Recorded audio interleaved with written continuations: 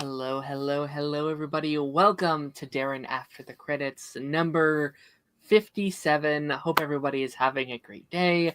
I'm your host today, Darren McClymans. I'm joined by my friends Darth and Taz. How's it going? How's it going? How's it going? It's going well. It's going well. We are at the end of this era of TV.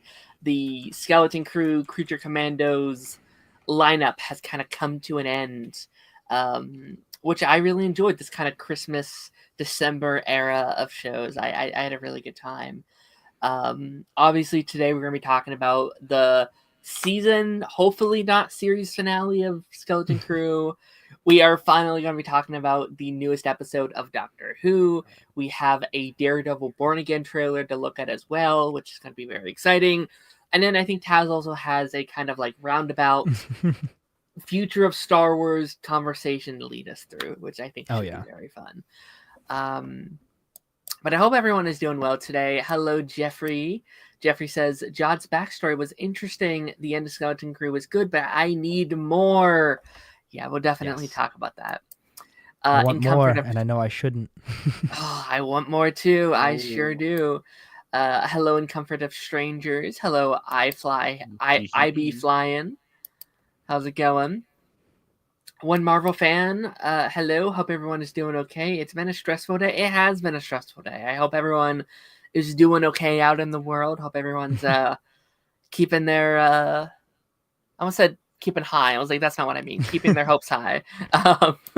Keeping the high ground. Yeah, absolutely. Jeffrey, at least one of the three. Yeah. Darren, Taz, everyone, hi. Hello there. Hello there. But no, I mean, I didn't talk about it on the pipeline this week because it was a big episode, and I was like, I don't have time to do news stories this week. But we did get a Daredevil trailer within the last time we did one of these episodes, which I don't know about you guys, but man, am I excited for more Daredevil. It's been a minute. Darth, have you still not seen it? Have you seen the OG run yet? Me? Yeah. Yeah, no. But the trailer looked disgustingly good. Dude, you've got to catch up. I know. Three seasons and Defenders to get through. Plus, technically, you should watch. It comes out in March. Oh, I got time. Yeah. I got days. Plus, bonus two seasons of Punisher as well. I would say you should probably watch those as well. Okay, see. Yeah, I will be watching the Punisher. Like my whole thing, my mate Kyron loves the Punisher, loves the comic book character, loves John Barenthal's iteration of him, and thinks like so far he's just been the best. Oh yeah. So like I've seen him. I've seen some of the clips and stuff. Yeah, Punisher's in there. The only thing that is a question is Defenders and Iron Fist, right? Because I watched Jessica Jones. Pretty sure I finished that. Luke Cage. Pretty sure I finished that. The only thing I'm not even touching with the barge pole was Iron Fist because I've seen some of that and. I didn't mind Iron Fist. Honestly, that's maybe my biggest Marvel Netflix hot take. I didn't mind it. I thought it was kind of fun. Yeah. I mean, Taz, what's your kind of history with like the main Daredevil show? So, it's interesting, right? So, originally when I first watched that first season, I didn't love it. I thought it was slow. I was like, wow, it takes us an entire season to actually get to the Daredevil suit. Like, what's going on here? I loved season 2. I loved Defenders. I loved season 3. And then eventually I went back, rewatched season 1, and I was like, oh, I see what everybody said. Like, season 1 really is peak. Like, it's a slow burn for a reason, and it's so rewarding by the time you get to the end of it. I think it's just because when I watched the first season originally, I guess I didn't appreciate a slower burn form of media, right? Like I wanted action. I wanted the Daredevil suit. I wanted, I just wanted to get into the action as quickly as possible.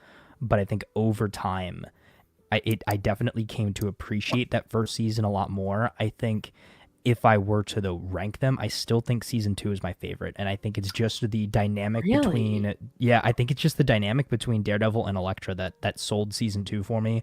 Plus you got the Punisher, plus you've got the suit right off the rip, like that sort of thing. I think season 2 feels the most like comic book Daredevil to me. Even though I know that that's the season that people like the least, which is actually, you know, kind of fun, but it's cool to though kind of see what transpired to get the show to come back as well. Like there was a whole big Save Daredevil campaign, and you know, if you're on the internet for any span of time, you know that people will do campaigns to bring things back. You know, we had Save Daredevil, we had the whole thing with the original DCEU bring, you know, the Snyderverse and stuff back, and you know, certain things work, certain things don't work, but you know, Marvel actually listened to the fans. We got Daredevil back in Spider-Man No Way Home. He showed up in what was it, in She-Hulk, and then in Echo, and now we're back full on Daredevil, basically season 4, Daredevil Born Again. Seems like the kind of soft reboot that we all really wanted. You know what? You actually make a really good point, because it might be the most successful like hashtag save blank of all time. Yeah. Because like not only did you bring the show back, like we're getting the quote unquote season 4 we wanted, but you got in a Spider-Man movie which grossed $1 billion. You know, obviously in She-Hulk, you know, it's kind of surrounded by the, let's be honest, the biggest franchise in the world. Like it really is. Rumored that he'll be back for Spider-Man 4. We'll see if that's true or not. I know that's going back and forth, but no, there's so much history with this show. There's so much passion. Like this, obviously, like I think this is like the golden standard for superhero content up until this point. Like, arguably one of, if not the greatest superhero shows of all time. Like, I just finished season 1, like on my rewatch. And I'm kind of like with you a little bit, where like I always knew Daredevil was amazing, but on this recent watch, I was like, oh, this is incredible. Like this is such a an incredible written show. The pacing, not to spoil it, but the way they set up a certain character in those first 3 episodes and how it pays off, and how it's as much of a Kingpin show as it is also a Daredevil show, at least in that first season and 3rd season. Dude, and the hallway fight scene, the cinematography, the lighting, the like color grading of it. I think the color grading was the biggest thing that I know people latched onto for this trailer. They're like, I think if you get to that wide shot of Matt and Kingpin kind of sitting there, that was the shot that I know people kind of used. They were like, oh, now we can tell that they're in the MCU, because it looked kind of washed out and everything. I somewhat agree with that. Like, if you look at the color grading of this versus the original Netflix show, you can tell that it might not be as vibrant, I guess is the best way to put it. It's definitely a creative choice. I do, though, think that seasons 1 through 3 are the best written, best shot cinematography-wise, best edited MCU projects, now MCU proper projects of all time. Like, I think the story of Daredevil seasons 1 and 2 and into Defenders, Daredevil season 3, I think that it is the best story of the MCU. Like, if I had to say what's my favorite movie, Guardians the first one for sure, but I think Daredevil is my favorite MCU story from start to finish. Yeah, no, like there's and like there's so much pressure for this show to be well. Like I would argue this, Black Panther 2, and Deadpool and Wolverine were like the 3 Marvel projects, whereas like you can't mess that up. Like they are so important. Like Black Panther, obviously, for a respect thing. Deadpool, because you're bringing over like 2 such iconic characters into this, and this because it is the golden standard for Marvel. Like, if this comes out, and obviously hasn't come out yet, maybe it's the worst thing they've ever made. We don't know yet, right? But if this had come out, there's no way, and it was bad. If that first draft of the show that was scrapped had come out, I think people would have I think that would have been it for Marvel for a while. Well, that's why they had to completely redo it. Yeah. Thank And I'm so God. glad that they did. Like, apparently, I guess I can't say spoilers because it's not ever coming out. But like Karen Foggy were killed off screen. He wasn't supposed to suit up for 5 episodes. It was supposed to be all like court drama, and not to say all these ideas are inherently bad, but it's like that doesn't sound like the show people signed on for all those years ago. Like that just sounds. It sounds like I guess Daredevil Born Again. Like it sounds like a completely different thing. It almost would sound like if they, like you said, Born Again, like literally going back to the beginning. Like we kind of just scrap the development that we got in seasons 1 through 3. Yeah. And then just take it back to its roots, which I guess is not necessarily a bad thing. Like, I hope we get some really good court drama in here. I hope we get, some really good character development as far as, Matt and his struggle between what he can do with the law and what he has to do outside the law and that sort of thing. And I think that really makes for the perfect Daredevil struggle. And, you mentioned Karen and Foggy coming back. Amazing thing. Like everybody, erupted when, we found out about that. I saw a theory. I don't know if you've seen it or not, but people are like, oh, I don't know if Foggy's making it out of the first episode. And I'm like, please don't do that. Please don't do that. I don't know how I'd feel. Because, like, I don't think it's a deal breaker to kill Foggy. Like, I would understand. But, like, I there's such a bigger microscope on that than it would be, originally. Like, it's interesting. Because, like, if they would have done their 4 season... Like, if this was just season 4 at Netflix and it killed Foggy, I think that would get a lot less eruption than if Disney Plus did it. Just because there is such a, like, oh, you killed him anyway. Oh, Disney's ruining the crew. Oh, blah, blah, blah. I don't want them to kill him. But also I was like, okay, but what would they do with that? Like what is the story that they are telling? I've actually heard the theory that he's already dead in the OC timeline, and that's why he quit being Daredevil. That's what I've heard. Like that was the line he crossed. Where it's is that someone killed Foggy and then he kills because of that. Like he loses himself because of that, which is where we see. I'm not sure how I'd feel about that. We start. I don't know. We start season 4 with Daredevil breaking. Oh, also right there. That D in the helmet. The D in the helmet. Yeah, I saw somebody point that out, and I was like, oh, that is sick. But like, I know he was like, oh, a line has been crossed. I really hope that it's not him killing somebody. Like it. I really hope not.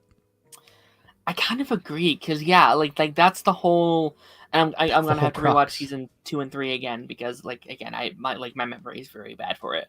But like that's the whole struggle of season 1, is that like he's right on the tiptoe of crossing. Yeah. Like each episode is like, no, I must kill him. He's taking away everything I am, and that like Fisk and Matt are both so close together.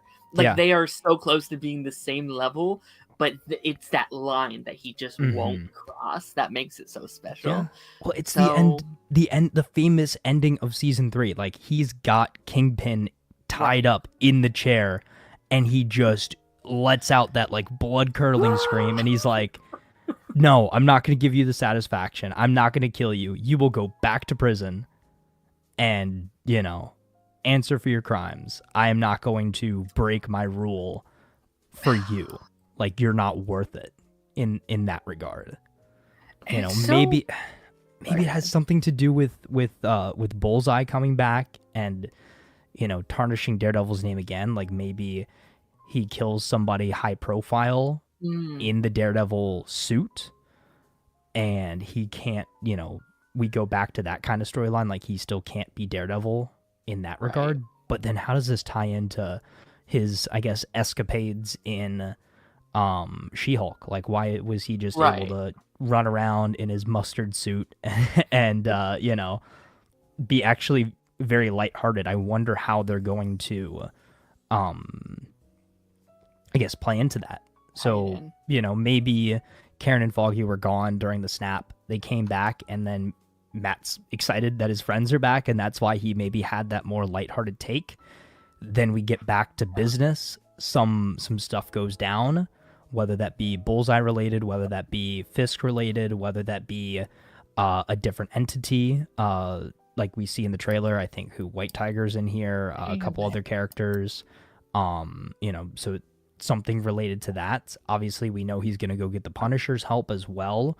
Very excited for that. John Bernthal, again, perfect for his role. I think if Marvel Netflix did one thing right, it was the casting. I think everybody was perfect for their role. Incredible. Except arguably Iron Fist. So, I'm so excited that this is back.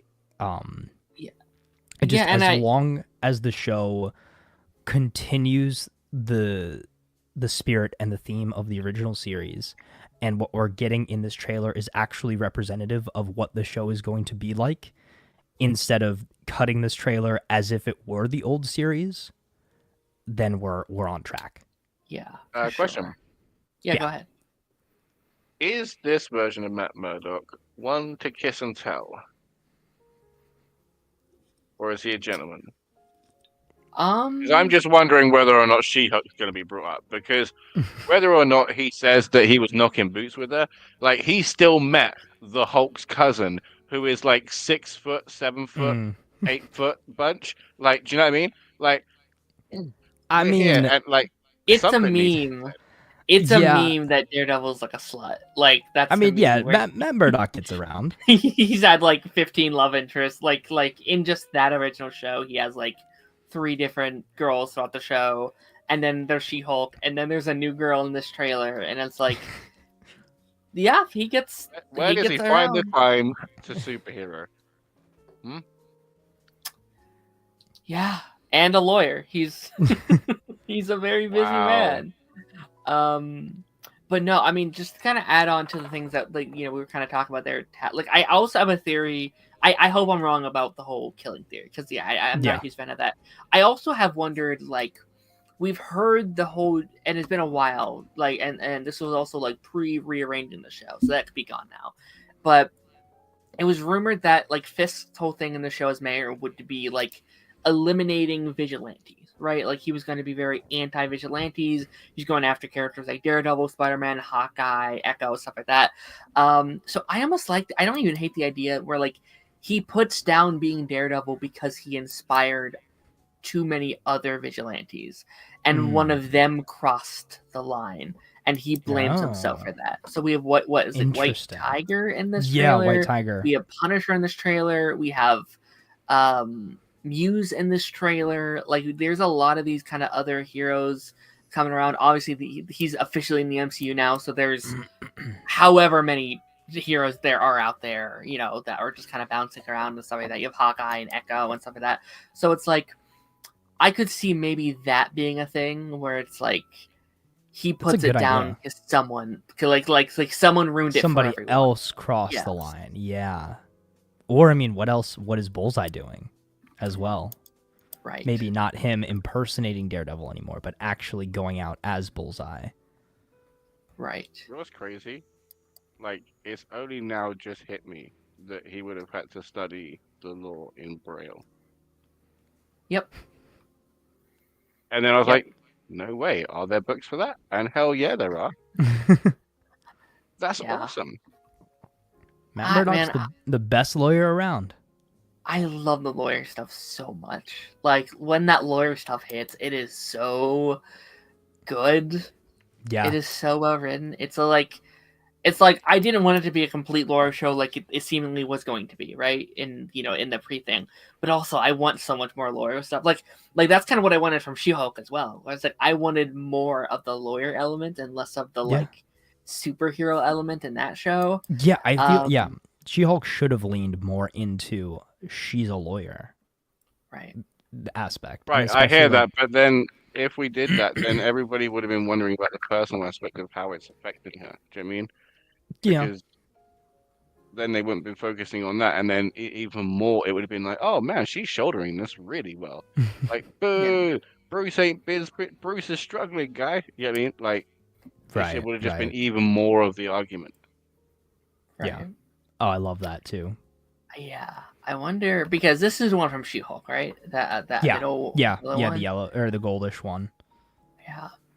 So I wonder how long, like, because most of these have to be like post season 3, like most. So I do wonder, like, I am very curious about the timeline of it all, because there's massive gap of pre-blip, and then there's also post-blip.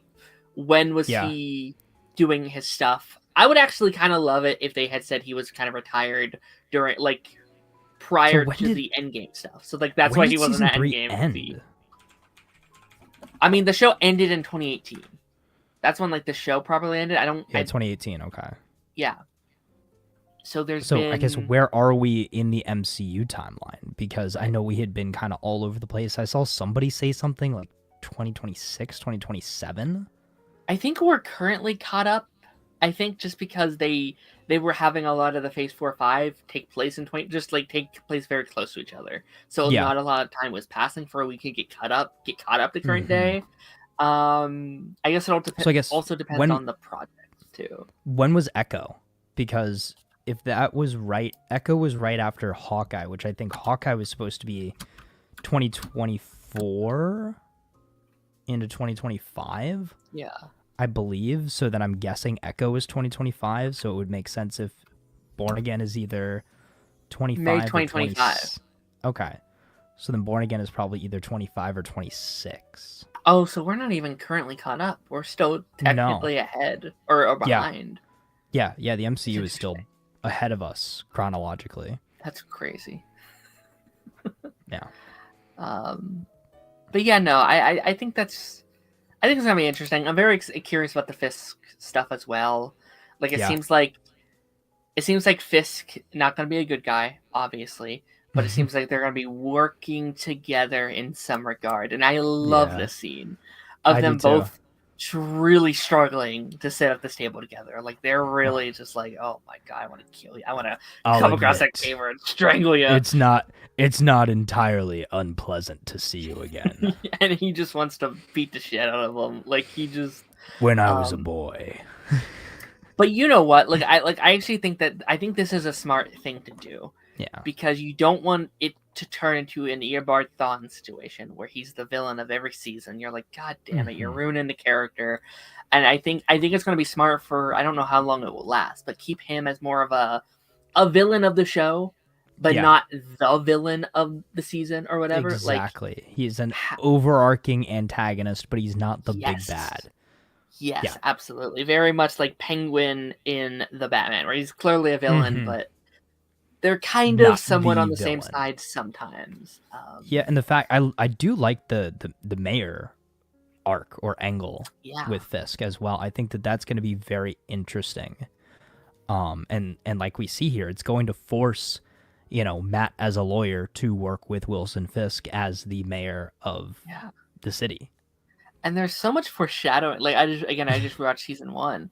There's so much foreshadowing to this too. Like, there's literally a lot. I posted on Twitter, but it's like someone asked him, like, "Hey, you're good up there. Why don't you run for mayor?" He's like, "I'm gonna keep that to guys like you." And it's like, oh, but he does run for mayor. And then there's the whole thing in season 1 about his father. He didn't run for mayor, but he ran for councilman, I think. That was the whole flashback stuff. So there's a bit of that in his genes. Like, his father's failure to get on the council is what led to him beating his wife and to him killing his father. So there's trauma around the governmental system and stuff like that. So yeah, no, I don't know, man. I'm very excited to kind of see what we do in this season. Me too. Who do you want to see in the season? Because they've teased there's going to be several MCU cameos. We already know of Kamala's dad, which is a weird choice for sure. Very weird, yeah. I wouldn't be surprised if we saw. I mean, since Daredevil was in Echo, might see Echo. I would like to see that. Cool. Since the whole Kingpin back in the MCU arc started with Hawkeye, I wouldn't be surprised if we at least saw Kate Bishop, potentially Clint as well. I would hope. But I think any street level character, and we already know we're getting Punisher back. I think there have been rumors that Jessica Jones maybe pops up as well. I don't know what's his name that plays Luke Cage, Mike Coulter. I don't know what his status is as far as like I haven't seen him talk much about Luke Cage or anything Defenders related. He says he wants to come back. He says that he's open to coming back, and Evil just ended. So yeah, Evil also very good show. I'm glad you mentioned that. I still need to finish the final season. I haven't seen it at all, but I hear it's pretty good. It's pretty good. It's pretty good. It's crazy. It's like very supernaturally. So yeah, I would also.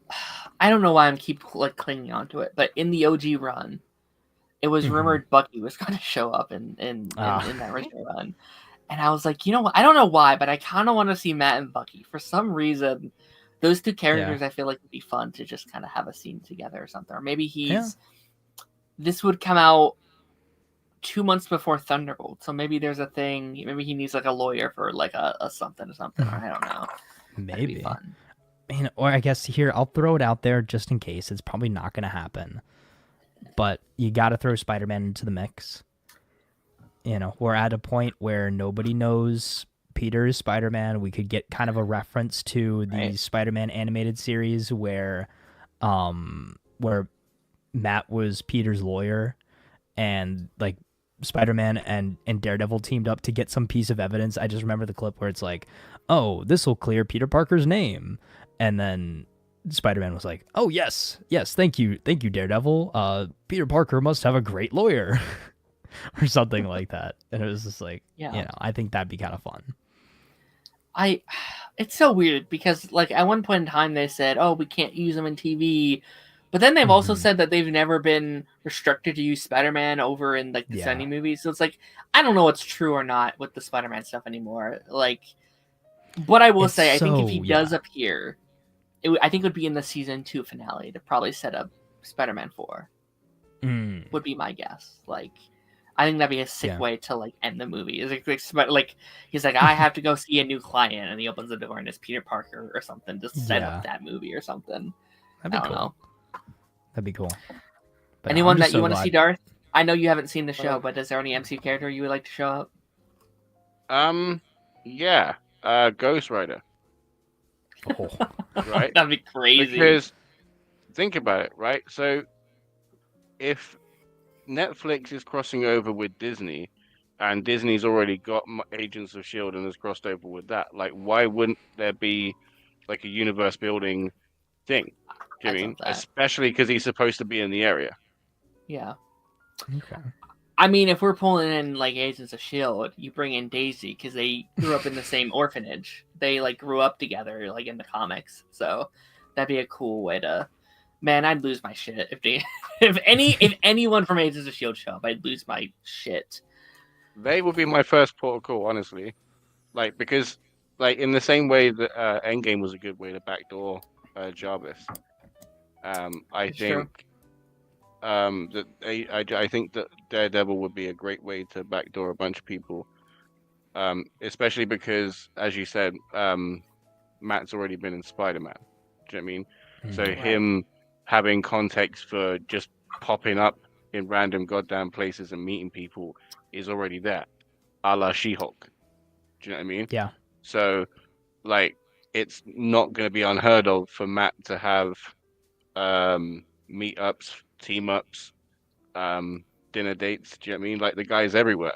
Do you know what I mean? He's like a superhero STD. So like each one of those helmets could be like a different kind of legacy or a time that he's met somebody, Sure. I will also say, like, this trailer I think is the highest view trailer for a Marvel like live action show. And obviously I know Daredevil is the most popular show that has come out from Marvel, but I also think we're probably going to get more revivals from different shows of that era. Like I would not be shocked for a new Punisher show, maybe a new a new Luke Cage show or Jessica Jones, or I feel like if Agents of S.H.I.E.L.D. was ever going to come back, like I feel like this is the best like concrete proof. Like, oh, people do love those shows. They have their own fan base. If you're wanting to make these multi-season episodic shows, Agents of S.H.I.E.L.D. is like they pioneered that era of TV. Like they were the first Marvel live action show of that era. So I would love that. But yeah, I think we're gonna dive into our first proper show today. And Darth, that's gonna start with us with it's been a while, but Doctor Who. I gotta say, it's nice being on the other side of one of those conversations, because last week I was tapping in on both sides. So the fact that it was you two having one of those chats finally, do you know what I mean? And I'm just sat there, feet up, kicking back. It was great. It's like it's a relay race. So tap you in. Yeah. We need to have a show that I haven't seen and you guys have seen, just to keep it even. We gotta. Oh well, I guess that's. Well, I mean, when we get to the Star Wars craziness. Yeah. That's true. Yeah. I really miss Doctor Who, Darth. Like I know, like I currently finished the, David Tennant run of Doctor Who of that era. Ooh. So obviously I have Old Who. Obviously that's been, or not Old Who, but I guess Middle Who. But I really missed this Doctor a lot. I turned it on. I was like, oh man, it's good to be back. I missed them. It's been a couple months. Now this is. People are saying it's season 2, episode 0. Some people are saying it's season 1, episode 15 or 14. Some people are saying it's none of them. I never know how to number Doctor Who, but no, this is the Christmas episode that came out. Honestly. Yeah, that's fair.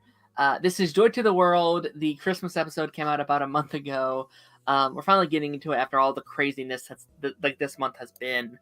I mean, what was your kind of overall opinions on this holiday? I guess it's our first holiday special talking with each other, which is kind of cool. Oh, yeah. No. We had What If last year, if you want to count that.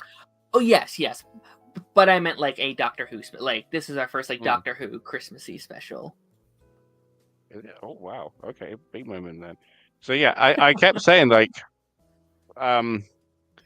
do you remember we kept saying, I keep saying that, like, there's always a speech. Every Doctor gets a speech.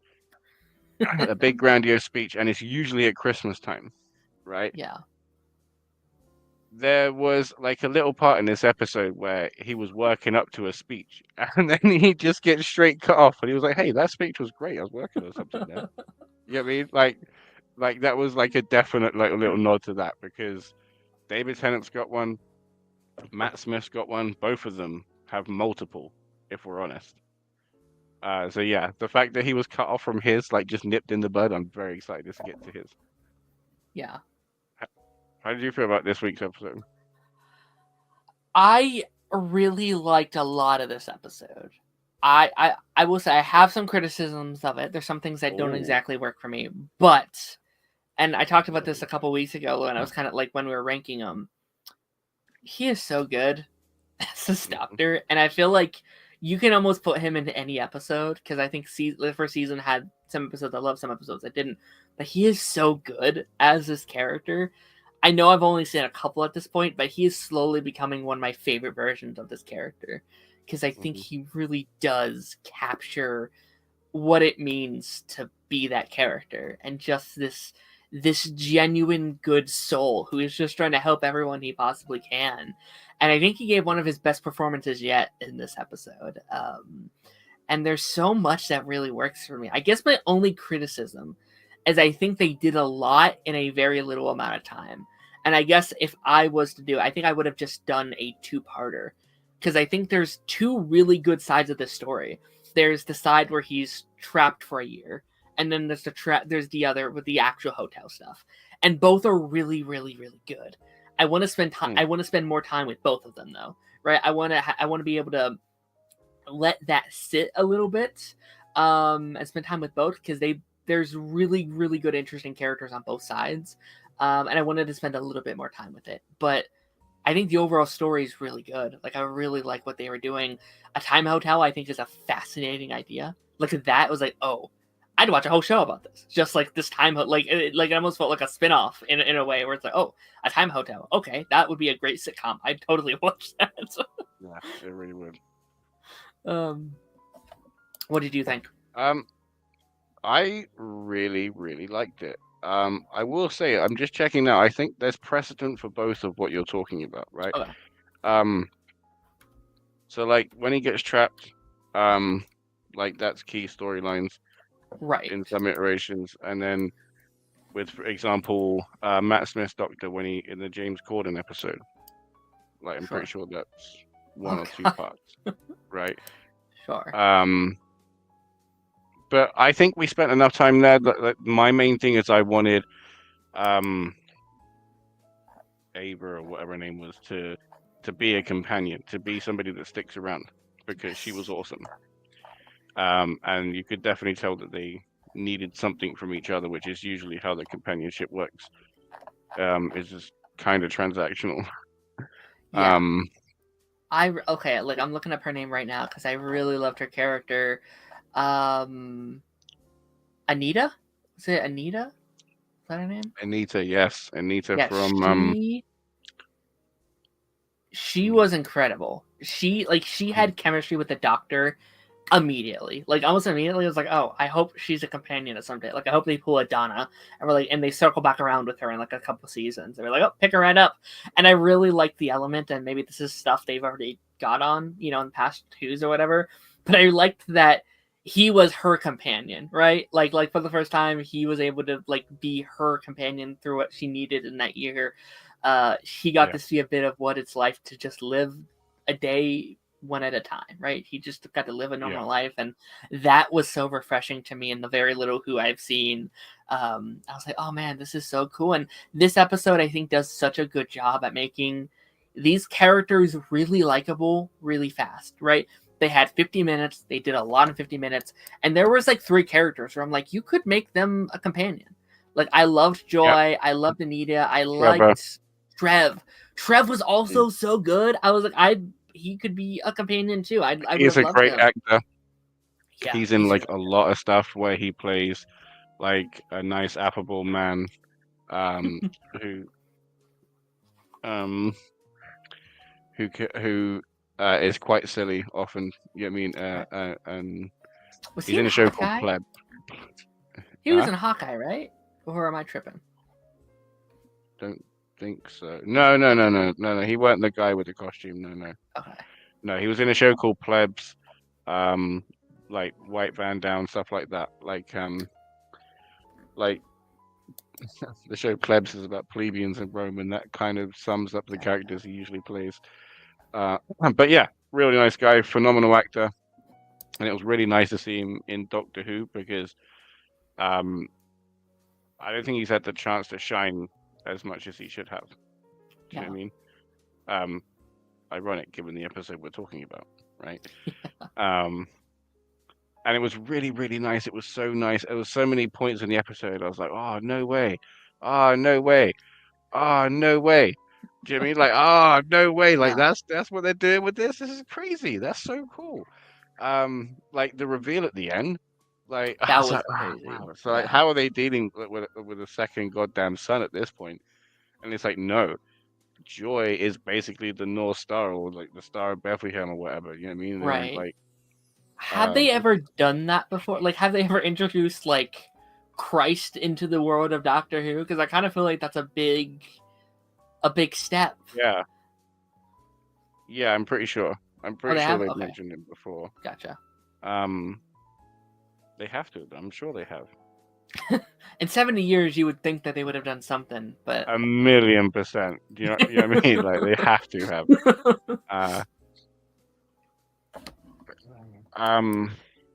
What is it? The stuff with the Ceruleans, like there was all stuff that like tied into the history of Doctor Who very, very well. Like basically the whole point of Doctor Who and one of his whole rules is that he can't warn himself. He can't just go back on himself, which is why, like, that scene was great. You got that whole bootstrap paradox, and then him with the code. Yeah. Because of the time set up in the hospital, that was really cool. I loved his scene where he's like yelling at himself. Like he's so frustrated with himself. It's like, this is why no one likes you. This is why you're all alone. Like you suck. You don't even have chairs. Which, are we going to get chairs in the TARDIS now? That'd be really funny. We just randomly have chairs next time we see Doctor Who. Yeah. but like in the best way. Like everything just sits folding out. They're all fold out chairs. There's no real chairs. It's all the same, except everything now just folds out into a train that like a seat on the train. It's gonna be great. No, yeah, no, I I have loved. to say, I love that they have Ruby coming back because Yes, didn't think that was gonna happen. I needed the doctor to be on the other end of that fucking phone, but was he? No. They're just waiting for that meet up again. Frustrating, but we're getting her back. That's great. We're getting a new companion. You saw the trailer, right? I did. Yes, Did you see that shot when he was just floating around in space? That I was saw something. sick. Yeah, That was a sick shot.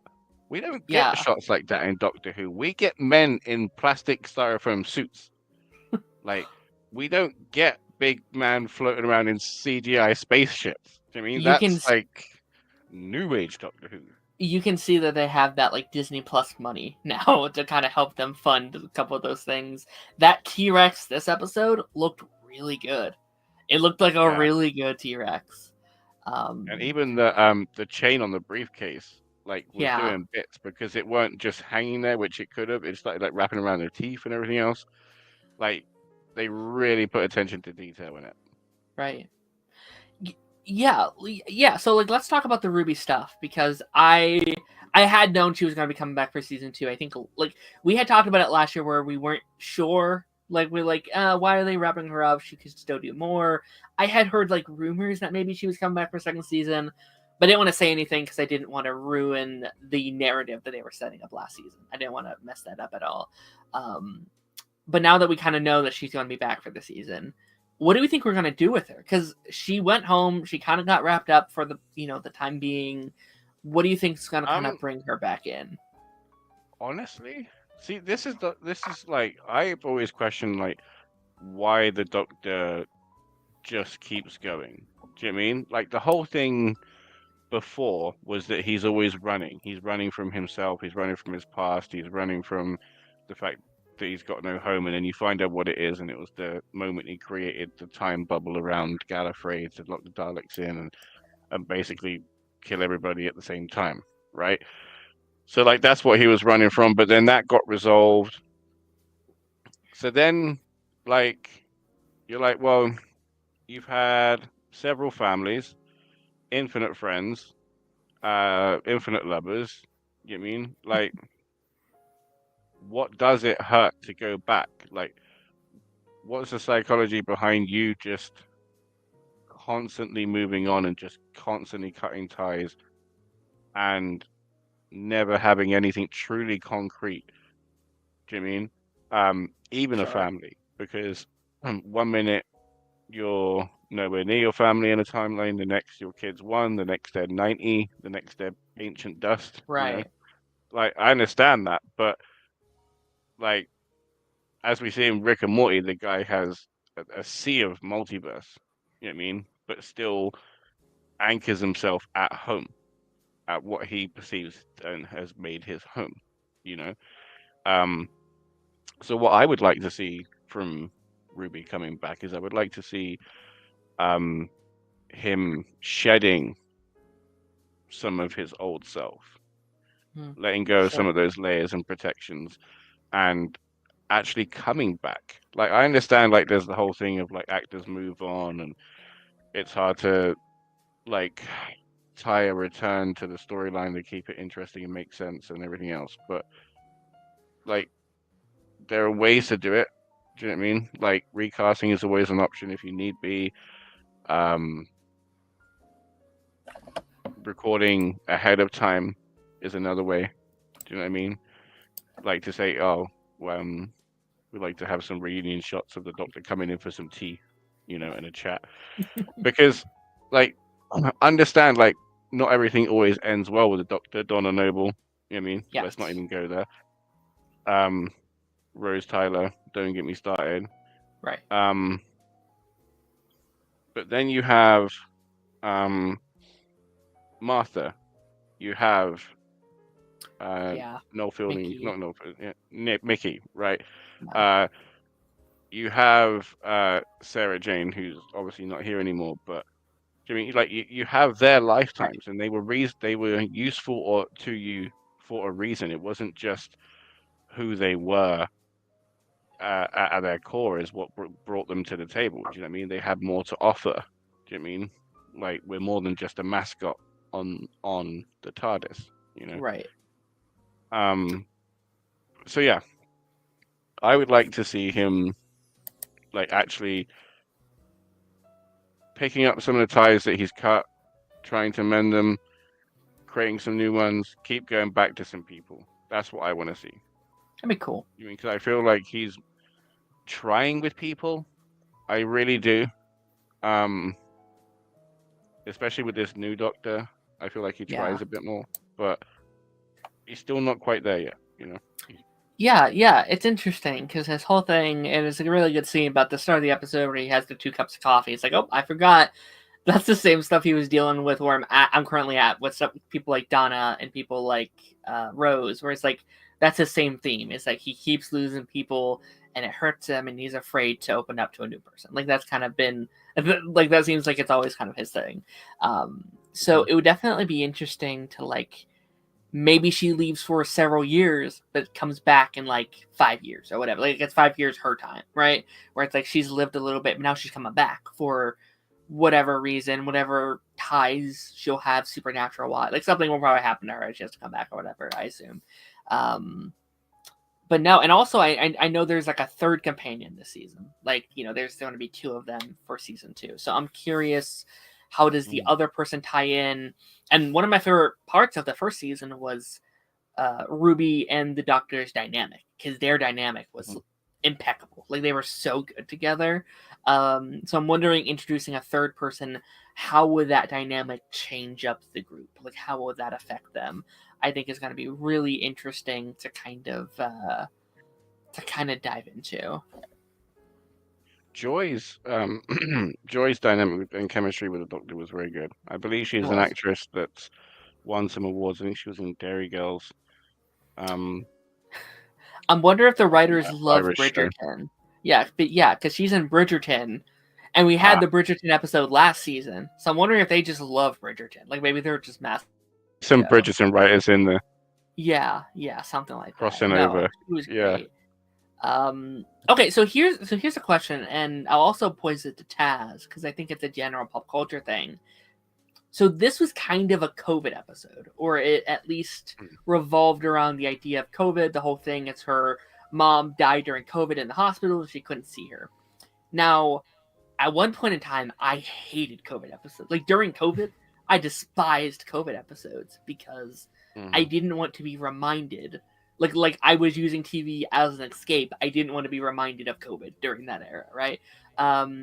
What are your guys' thoughts on it now, though? Like, has enough time passed for you guys that you are a fan of that kind of storytelling now that we're now half a decade kind of away from COVID?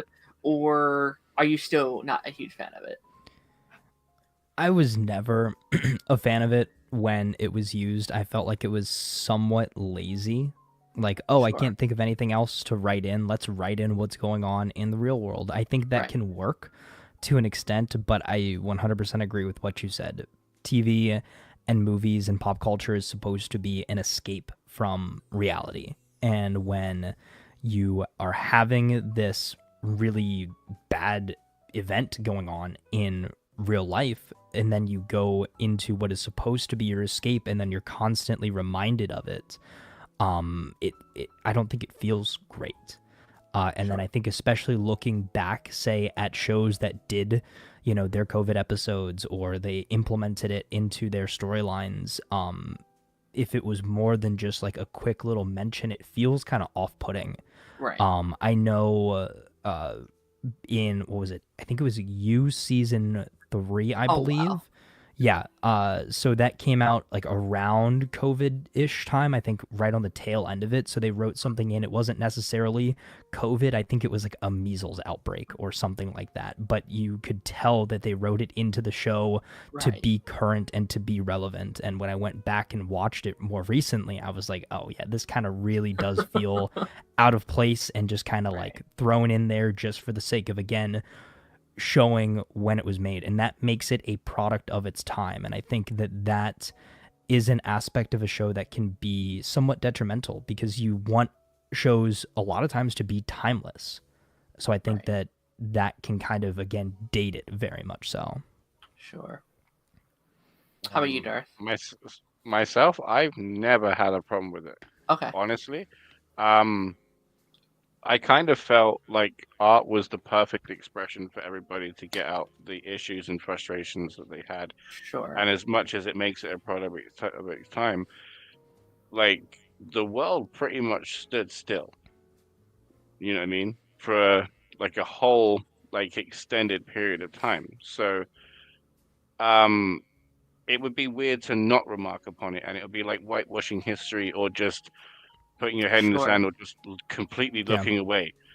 So I loved that they addressed it. It made it more real for me. It gave it real stakes because everybody had somebody that they couldn't visit. Everybody had somebody that was in dire straits and they were constantly worried about because of the pandemic, you know? And then like the fact that she couldn't say goodbye and then like very heartbreaking. The whole time she was punishing herself because she failed her and on Christmas, and then that whole time like there wasn't like a beat of daylight or moonlight between her saying goodbye and then her seeing her daughters and feeling her daughters in the sky and then going to become a part of her, you know. That was phenomenal. It was great. It was such a beautiful moment. I guess I just kind of brought it up because I do think this is at least the first one I've seen to do it outside of the COVID era, right? Because they use it as not, oh, it's COVID time, we have to address it, but as, no, that was a specific time of history that she was affected by, and that was like we're looking at it more as a historical event and less as current events, which I thought was a very interesting thing. And I was like when it first happened, I was like, oh, okay, it's COVID, but I was like, you know what? I actually think this time it worked for me, and maybe it is because we are now so far removed. At the time, it was we only have a certain amount of TV shows coming out because they can't film, and the ones that were filming, they were making it about COVID, and like that was frustrating to me at the time. But now looking back on it, I'm like, you know what? I don't hate it as much as I thought I would, and I think you're right, Darth, to a certain extent, where it's like kind of to play on both of your guys' point, where it's like it kind of dates it in a way, but I feel like in this context, I think that's kind of the point, is to be like, okay, that is that very specific part of history that you can look back on, same as like a World War II episode or a a Queen of England episode, or something that like, okay, this is this very specific time that we're kind of visiting in. And in the way that you're, go ahead, Taz, I'm sorry. No. In the way that you're describing it, I like that a lot more than just it is, pandemic times, so we're going to write it into the show, kind of retroactively writing it in. I didn't necessarily realize that that's what the show did, but I guess that makes sense as they went back to that era. It would be the same as Legends traveling back to 2020, and they're like, all right guys, we're in 2020, mask up, that kind of thing. Like, what, a little Legends probably started COVID. I would not doubt if it was their fault. Yeah. But yeah, no, I'm like, I could be wrong, but I'm pretty sure like the same thing happened like after you said like with the war. There were a slew of movies and shows and everybody else's way of coping through art to recognize a real like world-changing moment in history, For sure. Something I find interesting about the Doctor that I wanted to bring up a moment ago, since we're talking about companions, is that obviously not all of them have been human, but while sorry, I've got like a hair trap just driving me crazy. While we're he bigs us up and talks a big game of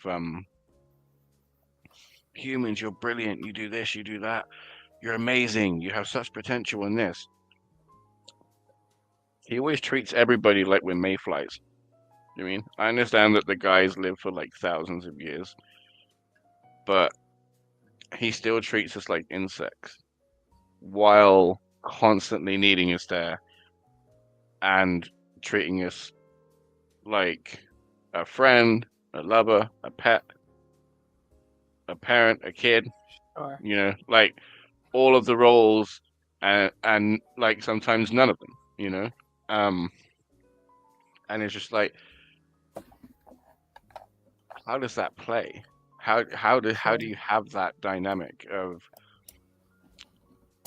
just, oh, I'm just gonna keep showing everybody, like, and how do you decide? I mean, obviously we see it Yeah. sometimes, but like we haven't seen all of his lives and all of his companions. Like, it's crazy. It's like when you think about it, it's very, very crazy.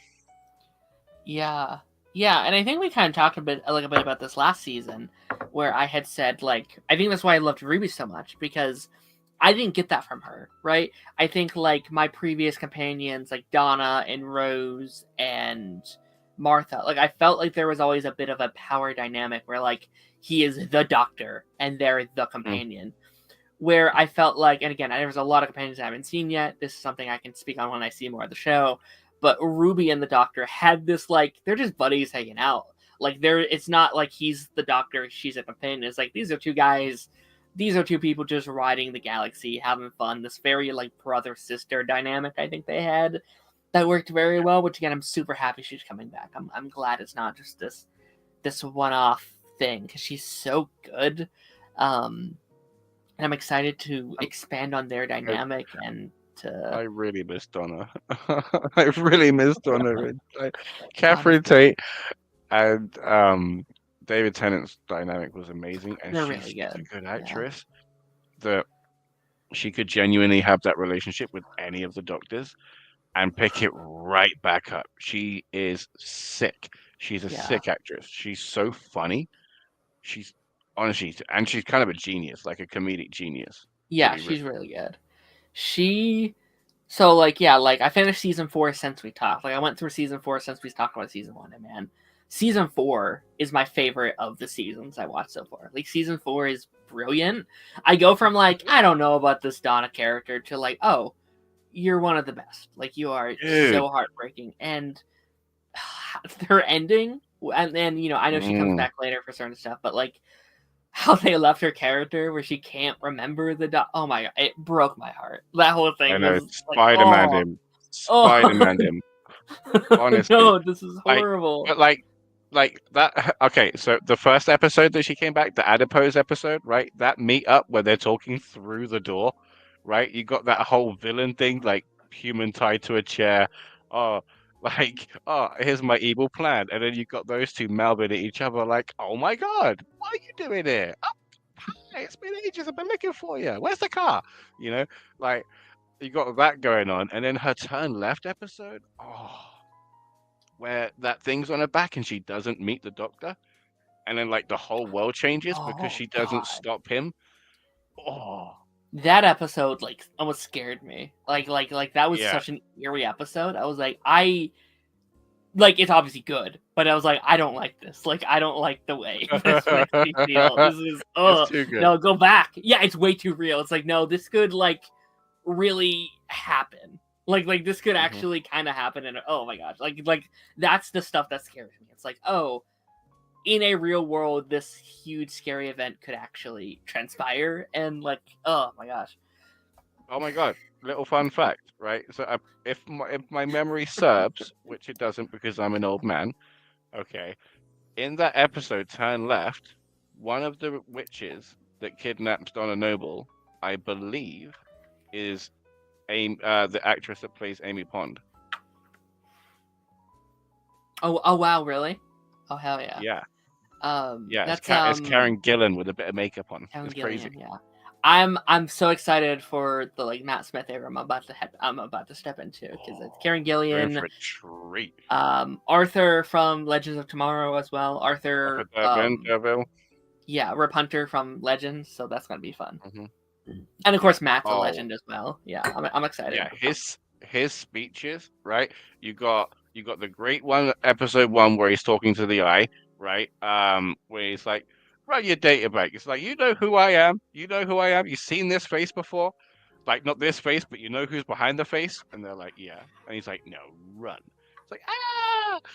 fucking sick. Love the hell out of it. Talks to a giant eye that's basically a god and threatens the shit out of it.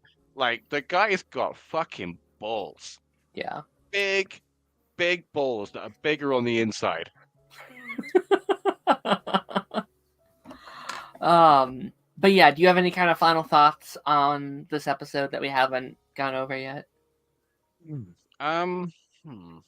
Pretty straightforward episode. I feel like I don't have a lot. It was. It's more the fact that they used the legacy villain that I feel definitely has to come back, right? Because like while she's sitting there going, "Oh, it's fine, I'm transcended," and she feels like she's a whole different life form. Like that's all well and good, but the big V Valerian or whatever their thing is, they still have a purpose and a design on you. Do you know what I mean? So you are still in trouble. So is the doctor like he had the time to write a note of recommendation and this and this? So like, is he gonna have time to go and save them? Because this is multiple people living in the essence of a star in space. Yeah. And then somebody's just gonna come along and farm them like they're a battery. Yeah, I'm also curious about the Anita ending too, because now she's working at the Time Hotel. I wonder if this is going to be like a reoccurring spot that we kind of check back into every couple seasons or something. Right. I was gonna say, because the resources that would be at that place are untold, right? And then all he needs when his TARDIS isn't working is a quick route to this place. Right. You know what I mean? Like, this kind of feels like the world between worlds in Star Wars, in that, like, this could be a way for somebody to cause like an untold amount of chaos if unchecked. Right. And I feel like that would be one of the reasons that he put her there. So he has a friend that would call him if shenanigans occur. Yeah, that's also a good point where I feel like this is very cool, but I think it can very easily turn bad, right? I feel like this access point to like any point in history through these hotel rooms can be very dangerous if, given the opportunity to the wrong person. Also it's a very dangerous thing where like, what if someone goes to like that little treehouse spot? It's like, oh, I'm just gonna go here, and he gets eaten by a dinosaur. Like, there's a lot of things I feel like can go wrong with a place like this. So I definitely hope we see it again. Can you imagine what the insurance like? God damn. Must be through the roof. Absolutely. But also, hilarious. Sorry, quickly. Hilarious that they had in-world TARDISes on eBay. Like, that he was just basically buying online. That was adorable. My room used to look like that because I had them all over the place, and I'm going to be making it look like that again. I promise you. I had a magnetic one that just floated in the air. That was such a cool present. Hell yeah. Really excited to get Kate Lethbridge-Stewart back soon, because she's a legacy character that I always really, really enjoy seeing. And yeah, I'm just dying to see who the new companion is, honestly. Me too. Give us more Doctor Who. I know, I'm excited. I think it's this year, so I'm excited to get more. I think last season started in March or April. I think it was April. So hopefully it'll be a summer show. Yeah, I'm excited. I'm definitely excited for the next season. But yeah, with that being said, let's move on to our last show here. Bring Taz back into our little conversation, and that is Skeleton Crew, season 1, episode 8, The Real Good Guys. I'm gonna call it season finale. I refuse to call it series finale.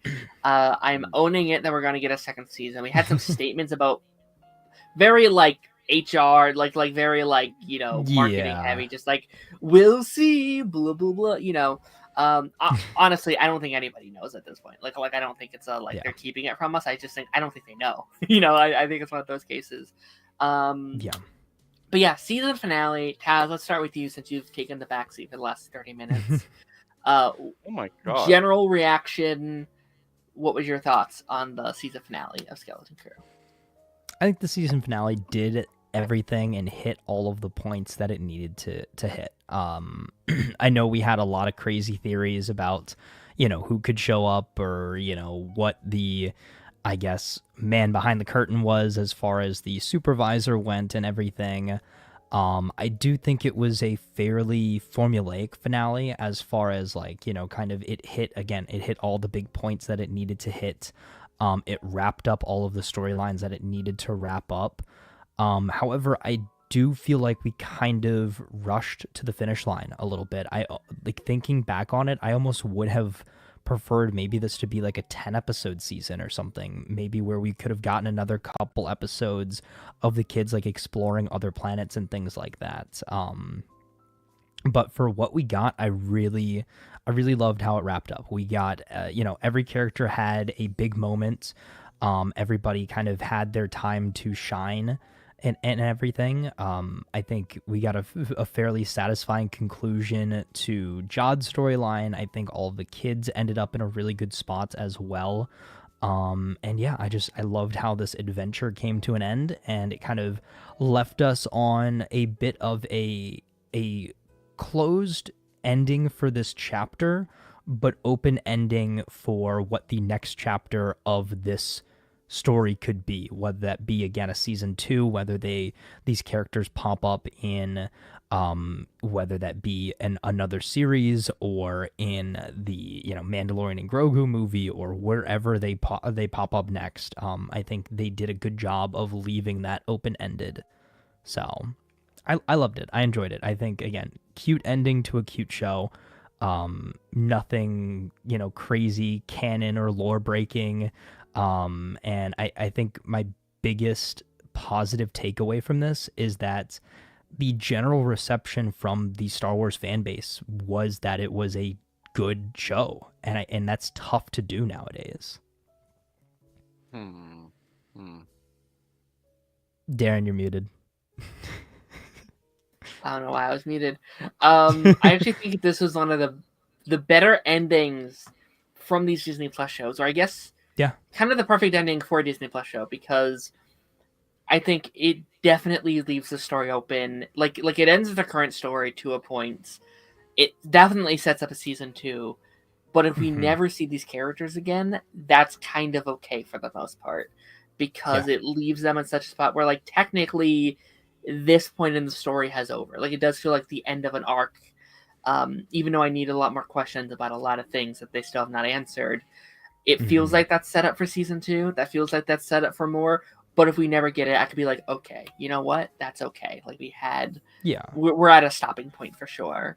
I was satisfied, I think, is the best way to put it. I was very, very satisfied by this ending. I think a few other Disney Plus Star Wars projects have left me, whether that be wanting more or questioning how we kind of got there at the end. I think the only 2 seasons that I feel have equal or better endings would be Mandalorian seasons 1 and 2, and funny enough, The Acolyte.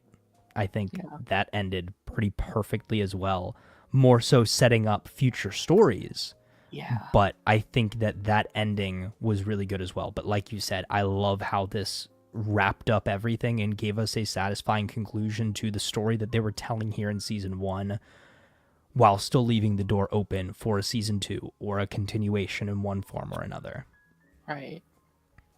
Yeah, I'm curious because I think The Acolyte, I like how that show ended. I think they said really cool things. It just aged terribly in terms of because we're probably never seeing that story again. It's oh man, okay, And I do wonder if a prequel book coming out though.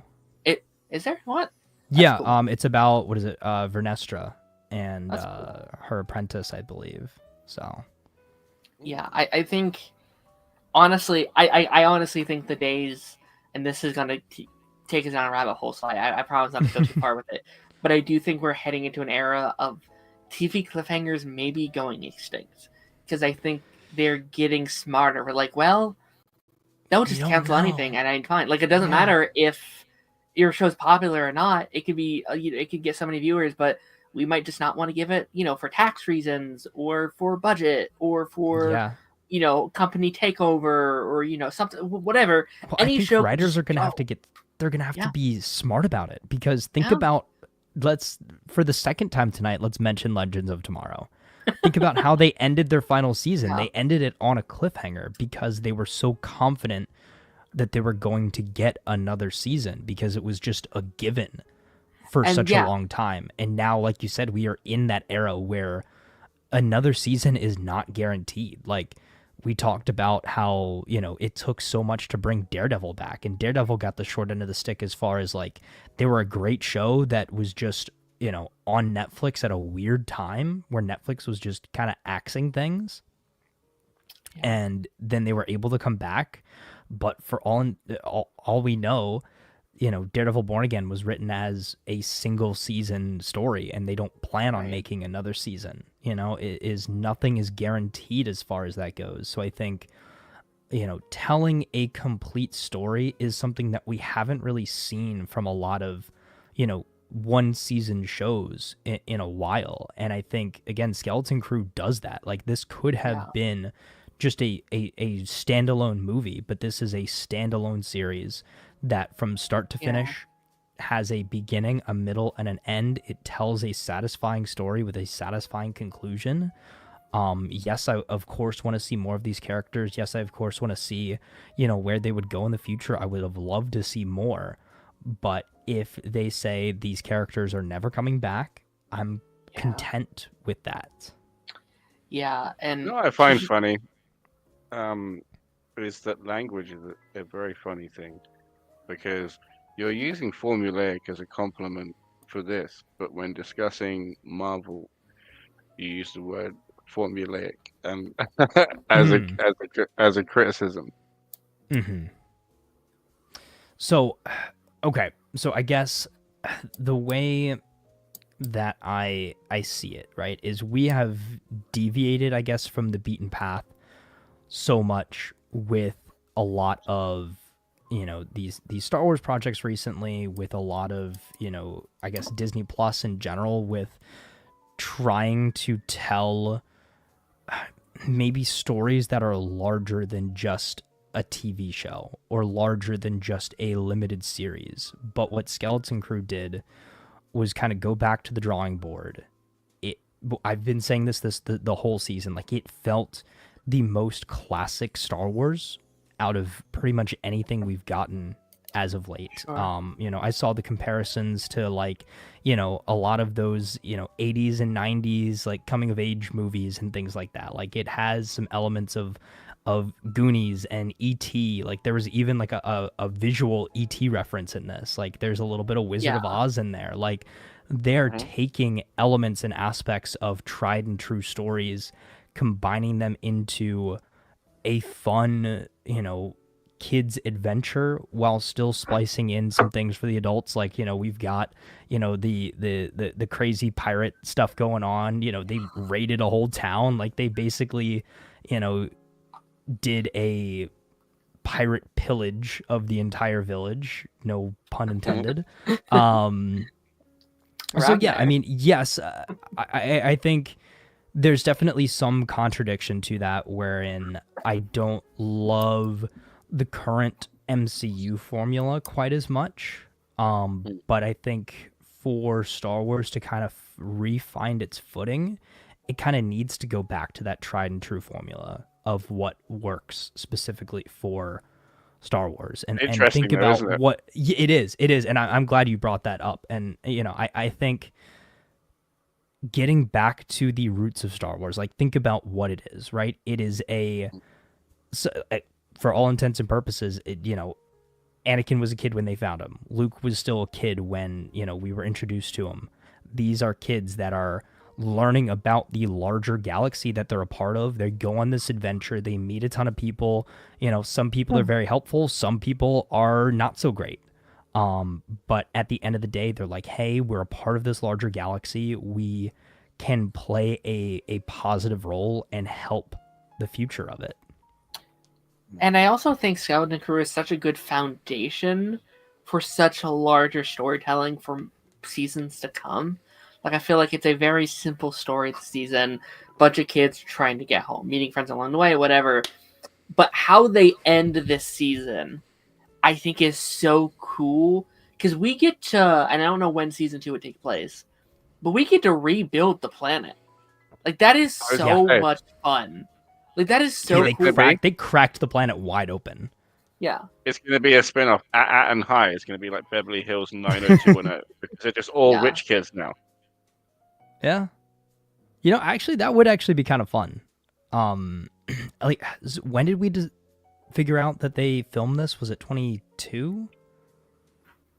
I believe something like that. Yeah. Yeah. Because so, I mean, those kids look older now. Like they look almost preteen age. Yeah. I mean, I think they said that this was a middle school in the series, so that would make sense. You know. Yeah, like Skeleton Crew at Adden High or something like that. Like that'd be kind of fun. Yeah, like definitely play into their age gap when we jump into it. Yeah, because I definitely think that will be the most interesting thing is to see how they've now grown. Like they should be royalty in their town now. Like these kids have fundamentally changed their world forever. And I know we've already jumped to the very end and looking to next season. I know we'll definitely go back, but like I think that puts them in such an interesting spot going into season 3, where their entire world has changed. What does their new landscape look like? What do their schools look like? How are they rebuilding? They have to create some kind of governmental structure for the world because no one's in charge now, right? They're on their own. They have to rebuild. So I feel like I guess now they're part of the New Republic. Yeah. They still need their own small structure though, because like right. Who's leading them? Like, yeah. Right. They have to learn to Right. They have to learn to govern themselves, but also learn what it means to be a part of the larger galaxy and of the New Republic when we're jumping all over the place, but we learn that the last transmission came in from the fall of the original Republic. Yeah, is the last message that the supervisor received was that the Jedi were all traitors. So right, which also shows that they've been on autopilot for what, 30 years? Yeah, but that Palpatine would have known about that place. Yes. Right, and yes, not exactly. give a crap, which just shows that his desire was true power, not riches. Yeah. You know what I mean? Like that's just not his goal. He don't care about money. He's not out here like that. So another interesting thing that I thought about, like while you guys were talking, I was like, oh my god, is the implication that like, because I sat there the whole time just waiting, like every time there was a still moment, I just kept waiting for a door to just pop off the side of the computer and for Tack Renner to just drape out the side of the machine or something. Yeah. Right. Like, where is that guy? Right. Is the idea that like he wasn't as quick on his feet as Jod, so he just got like taken out by security droids? Right, because this is his ship. Yeah, well, because this is his ship. So how did he get off the planet? So he's got to be different ship somewhere on at Adden. Or you're right, a different ship. That ship, he would be known oh, that's Tack ship. Stay away from that one. Yeah, like, or I guess again the theory is that whole planet. The theory that the rat inside of SM-33's head is Tack Renner. All right. Maybe. Okay. I imagine that's the one I leave alone. That's the one I'm like, fine. Fine. Whatever. No, probably not. Though. Sorry. I am curious where we take Jad, though, like going into next season, because he's definitely like... You okay? You okay? Yeah, I mean, so in a weird way, right? I kind of thought that his conclusion was a captain always goes down with his ship, right? And that's where you got that real, like, I think that was my favorite shot of the entire finale, where he's watching the ship crash and burn out in the distance as he's up in the supervisor's tower.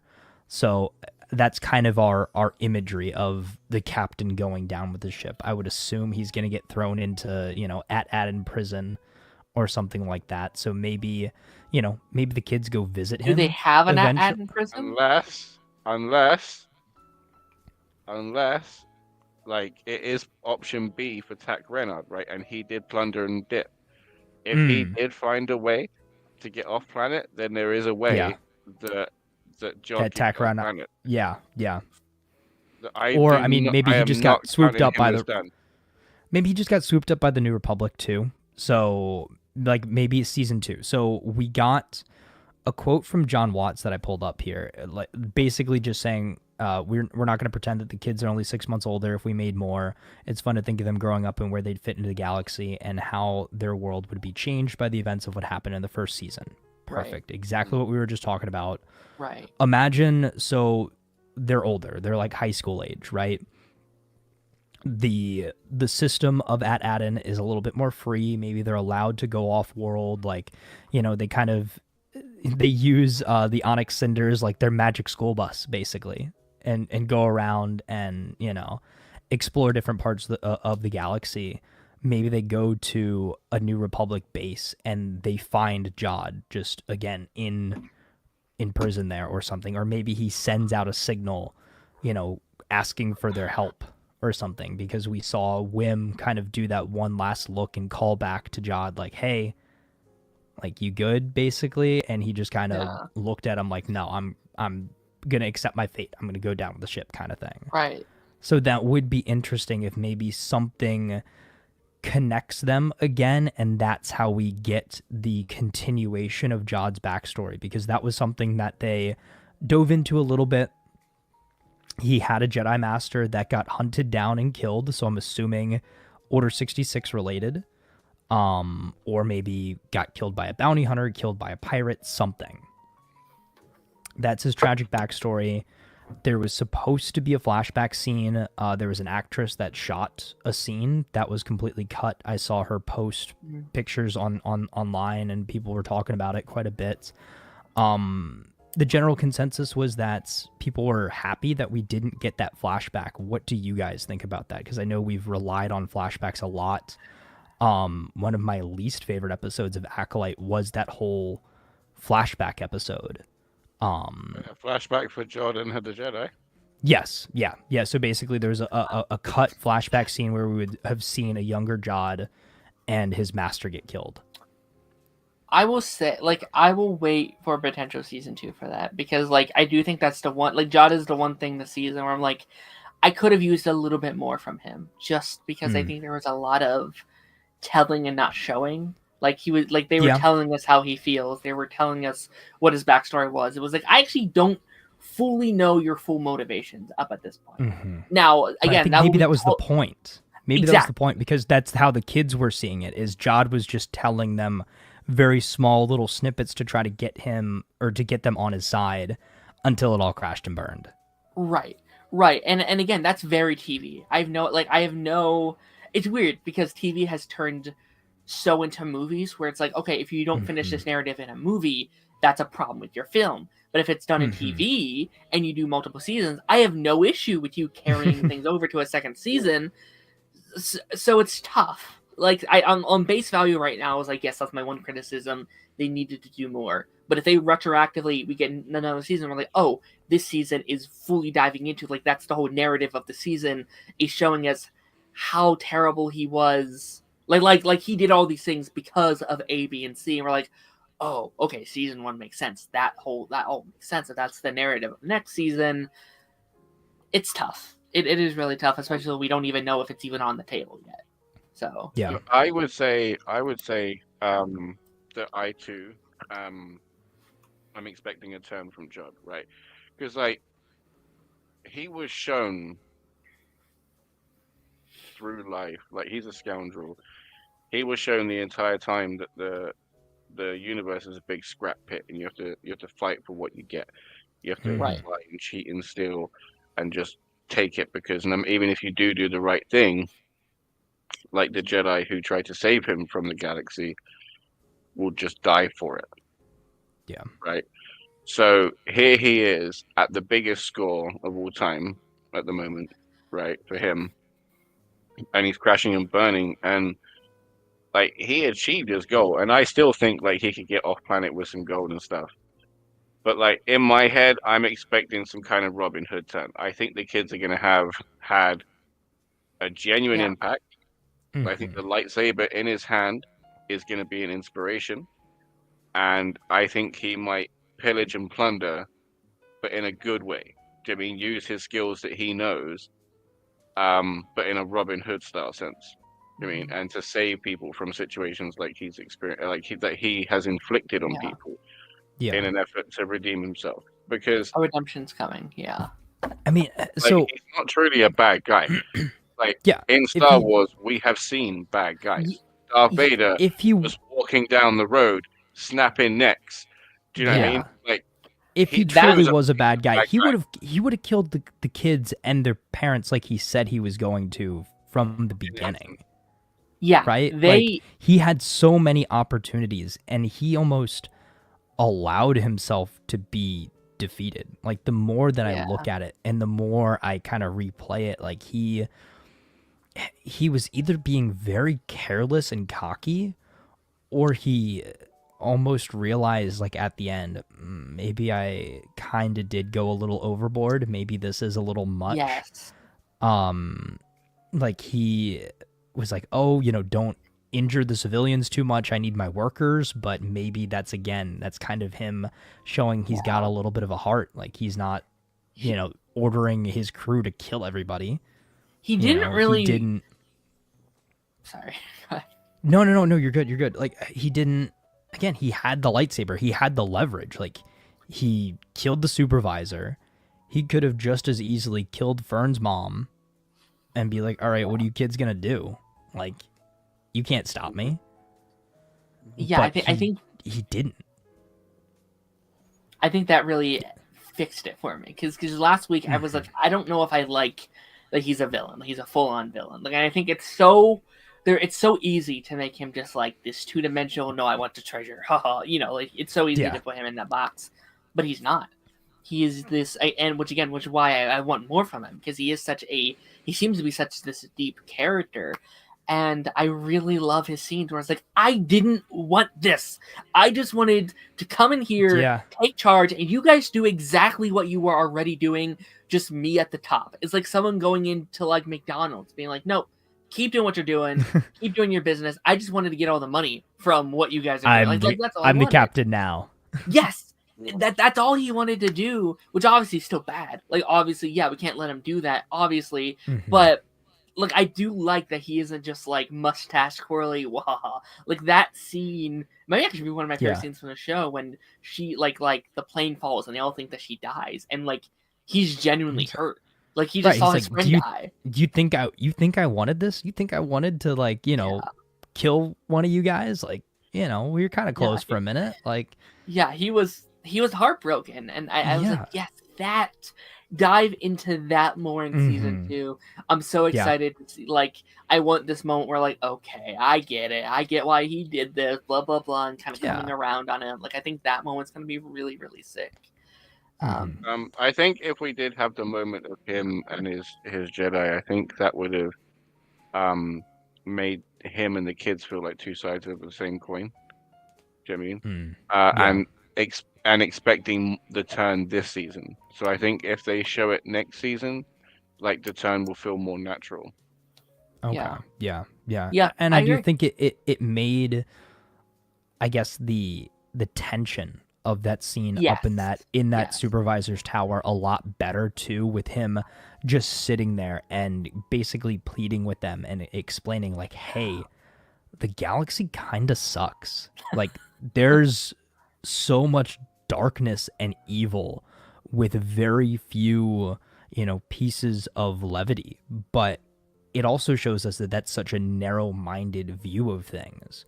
Wherein if you were like, like the kids, where they are, again, or like what Fern said to her mom, like, everywhere they went, yes, there were some bad people, but there were also a few people willing to stand up for what was right, to help them, and, choose the right path. And I think the butting of heads there of those two different views, again, shows us the difference between, I guess, what paths Jod could have taken. I really love the comparison people have been drawing between Jod and Kanan, because they both saw their masters killed at a young age, Kanan went on to, you know, obviously we saw his arc in all of Rebels. He became one of, you know, the greatest rebellion Jedi, wherein Jod decided to take the trauma and use it as an excuse to, you know, hurt other people. So again, I think that that's also a very interesting perspective as well. Yeah, and I think what the show's done really well is I think like I think Star Wars has always kind of been this thing for children, I think, in a way, and or it's like from the perspective of children, and how children view Star Wars, I think, is always very special because it's this massive galaxy that they can get lost in. It's this massive galaxy they can be like, man, you could be anything out in the galaxy. You know, you could be a Wookiee, you could be a pilot, you could be a Jedi, you could be, you know, all these things. And I almost think this is kind of exactly what Star Wars needs, where it's like these views and these conflicts and these strives within the Star Wars universe, but from the perspective of children, and how do they perceive the galaxy. And I think that is George Lucas's intention from the beginning. Have you seen those behind the scenes on the prequels where George Lucas is like, where somebody's bringing up something like, basically said like actually, and George was like, this is a movie intended for 12-year-olds. Yeah, like it's basically it's not that deep. It's not that deep, dude. Like, right. I literally have a shirt. It says, "This is a movie about space wizards intended for children," and I think that rings true here. Like, it is such a. And then, yeah, go ahead. Sorry, just like that, just really like just goes full, like makes me think like exponentially, like expositionally, like the maker not caring that much about the creation. Do you know what I mean? And then the devotees all putting all of their time, energy, mind, soul, blood, sweat, and tears into it, and he's like, yeah, it is what it is. Yeah, you know, like. It's like, I made Jar Jar Binks because I think he's funny. I think the kids will like him. Like, you know, it doesn't matter. Like existential. And I think, very interestingly enough too, I think Skeleton Crew might be, again, the most related to like George Lucas Star Wars as well. Like, I think I could see this as something that he would have created, or I could have seen this as an arc during an early season of the Clone Wars. Yeah. And I think that is why it's such a special show in that regard. Like, like it drew us in the with quality. I could see it on VHS for sure. Yeah, like it drew us in with that wonder of, you know, transport yourself back to a time when you were a kid, when you were like 10, 12 years old.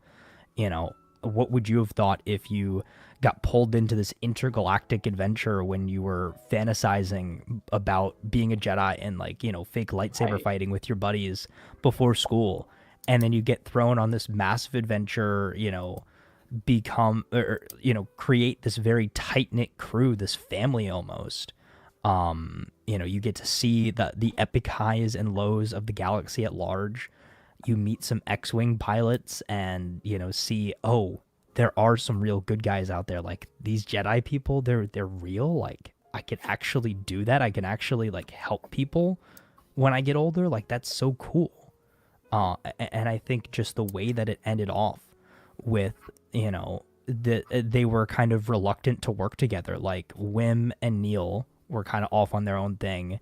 And then Fern and KB were very much so, like, kind of, you know, at odds with each other. And then throughout the course of the show, they became, again, like, basically a very, like, a loving family, which was really cool.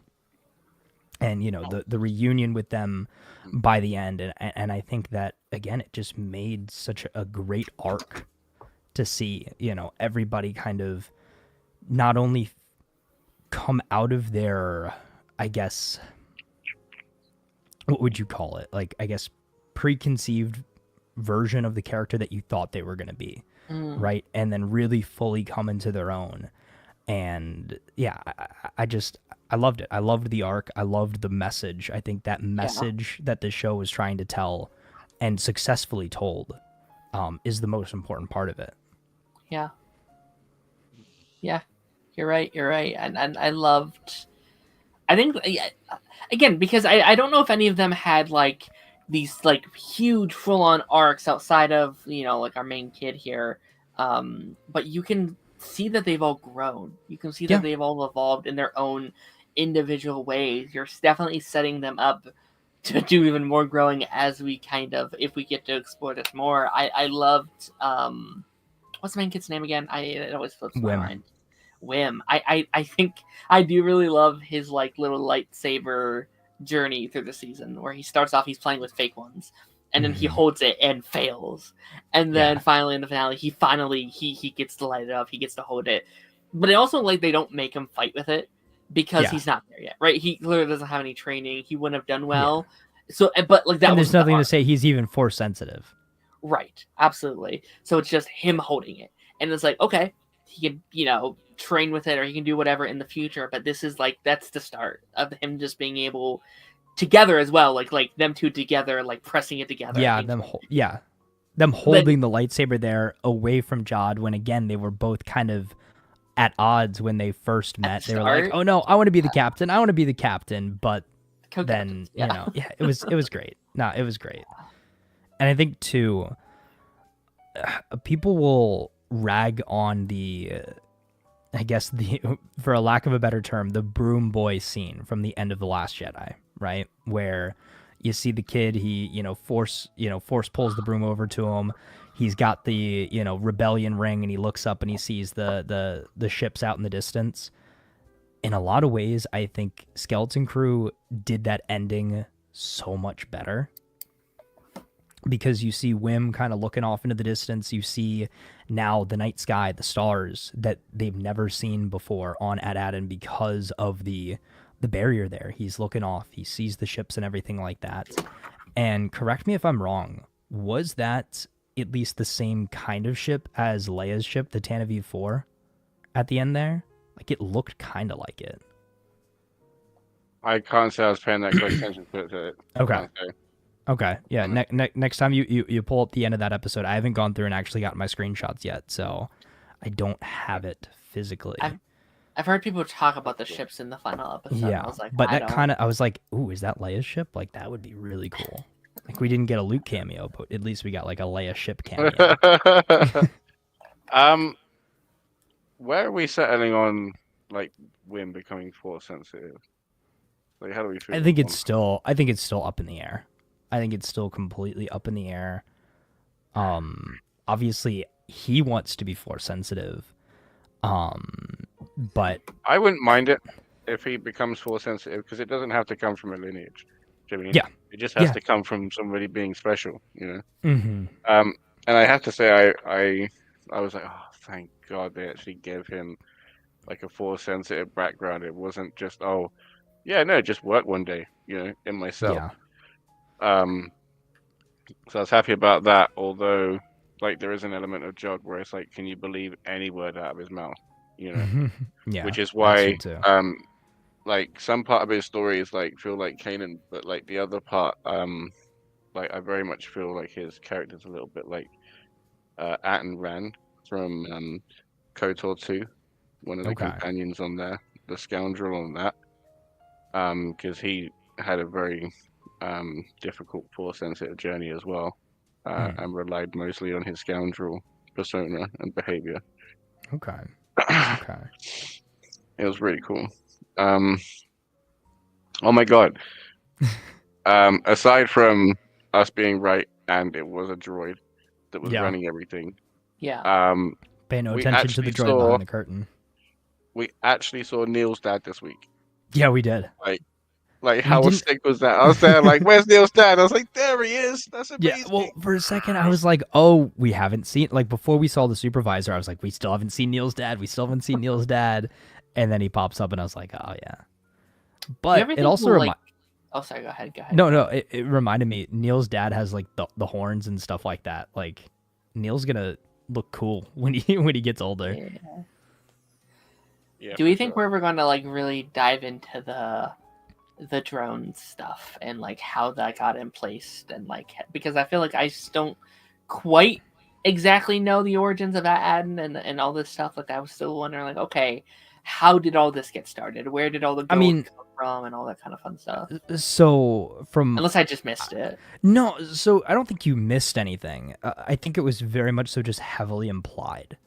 Like, again, we mentioned earlier is the last transmission came from the fall of the Republic, Order 66, Jedi are all traitors, meaning that it was set up pre-Order 66, so either Republic era, Old Republic, High Republic, whenever.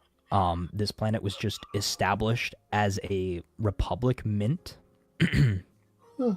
and they decided that the best way to keep their workers in line was to, have a droid oversight, so that it could basically just run itself like it did for, again, 30 plus years after the fall of the Republic, and it was fine. It would have been fine if nobody ever found the planet. But I think that is kind of the big oversight there, is that you're, I guess, having droids do the job of somebody that, it should have been an actual person in charge, and they shouldn't have, tried to cut themselves off from the rest of the galaxy. I think it just shows the massive flaw in the plan as well.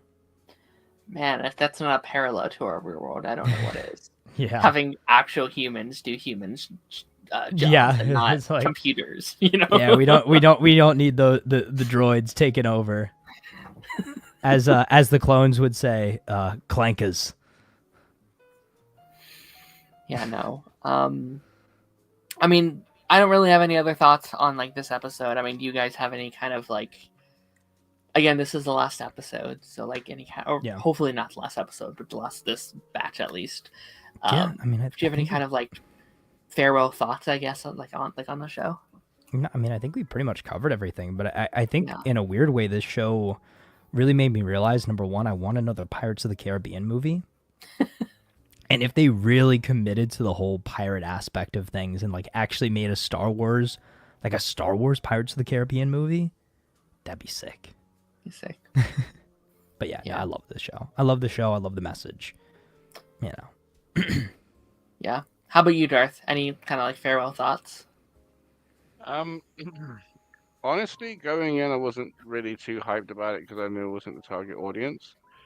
But each week has been a lot of fun. I've loved theorizing, wondering where the story is going, what characters are going to be coming into it. I've been enjoying the journey that our characters have gone on. Some of the characters that, through retrospect, are that way for a reason, like KB, who would have been a bit stiff and a bit wooden at the start, would have been that way for a reason, obviously, because of like her condition. So like by the end, like KB is one of my favorite characters. I love Neil. It was nice to see the parents finally step up, especially Wim's dad. Yeah, that was cool. Was he didn't get his incredibly annoying. Yeah, like he's been the most frustrating. He's one of the villains for me of this whole season, honestly, as much as the pirates. Oh, but also Fern's mom too. She took a while to kind of, actually do something at the end. So my whole question, right, is, after like what has to be millennia of living as droids dictated by a droid, are they gonna go like Vulcan, or are they gonna just go like full 60s Woodstock? Do you mean, are they just gonna like just completely shed all the gray, go for colors, rainbows and flowers everywhere, free expression? Do you mean, or are they just gonna go, you know what, this has worked. This has really, really worked so far. Let's not really change much. Right. Let's just try and keep it going. Emotions are bad, everybody. Look at what the pirates were. Full of emotion. Well, let's not do that. It could be tough though, is because they could definitely, appoint somebody in charge as the new supervisor, and very much so spin the narrative as like, oh, these pirates came in, they kind of they tried to destroy our way of life. Let's get back to what we know worked, and continue the great work, and all that kind of thing. But also, now that all of these citizens of At-Aden have seen, okay, the republics or the new republic's out there, there's a whole galaxy of things going on out there. We can't just keep ourselves secluded and cut off, and going about things the way that we have been doing things. And maybe the reason why we were invaded and taken advantage of, and taken by such surprise, was because we, I guess, convinced ourselves that there was no way that could happen. And I think that's probably the big turning point as far as where society is going to go from there. I think we will get an At-Aden that is a little bit more free with expression and how things are done, and a little less on rails. Like, maybe instead of being a cars on rails going down the street and stuff like that, maybe you're allowed to change lanes and things like that, so to speak. I like crazy with it. Get crazy with it. Yeah, there's a part of me that like kind of just wants season 2 to be this like political drama, because like I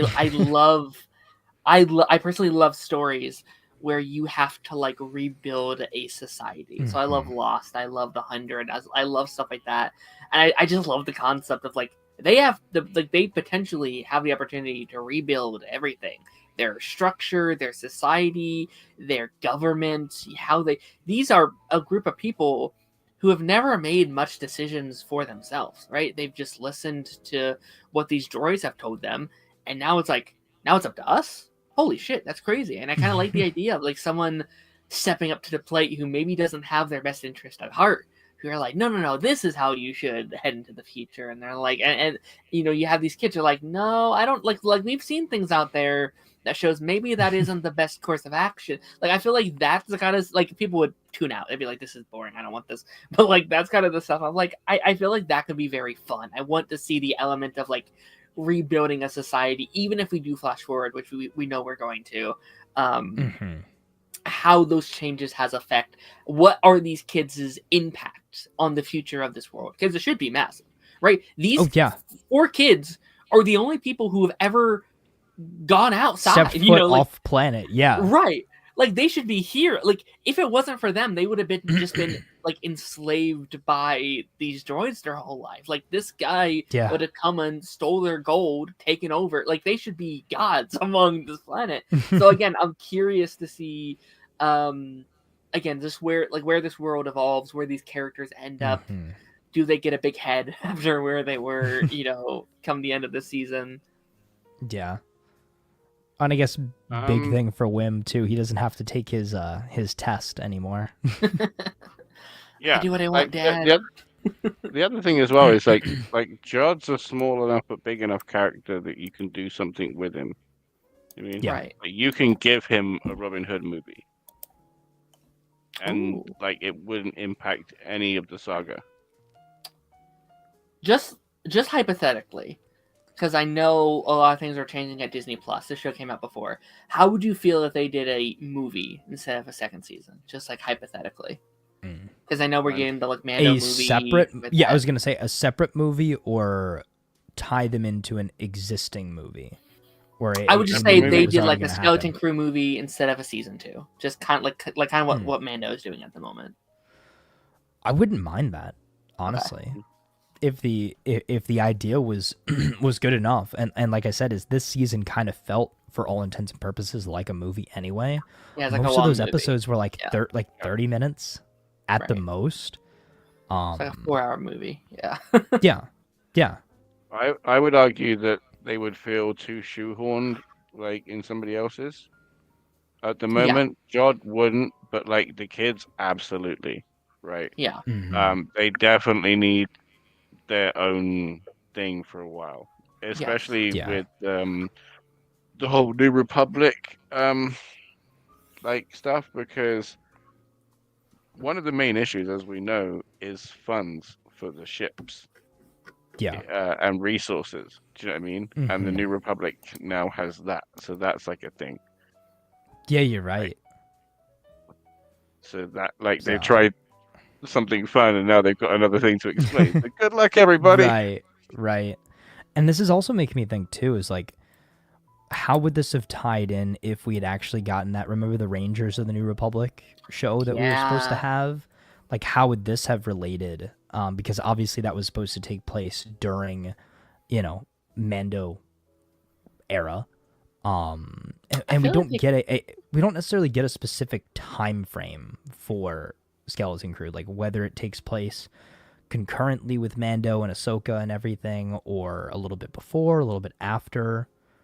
Yeah, because I'm pretty sure they just said 9 ABY. Yeah.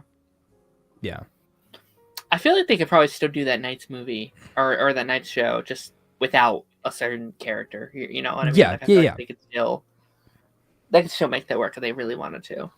Yeah, 100%. But no, like I did kind of want to say, as just like this could be my last time ever talking about the show if you don't get a second season. But like, this has been my favorite Star Wars show by a lot.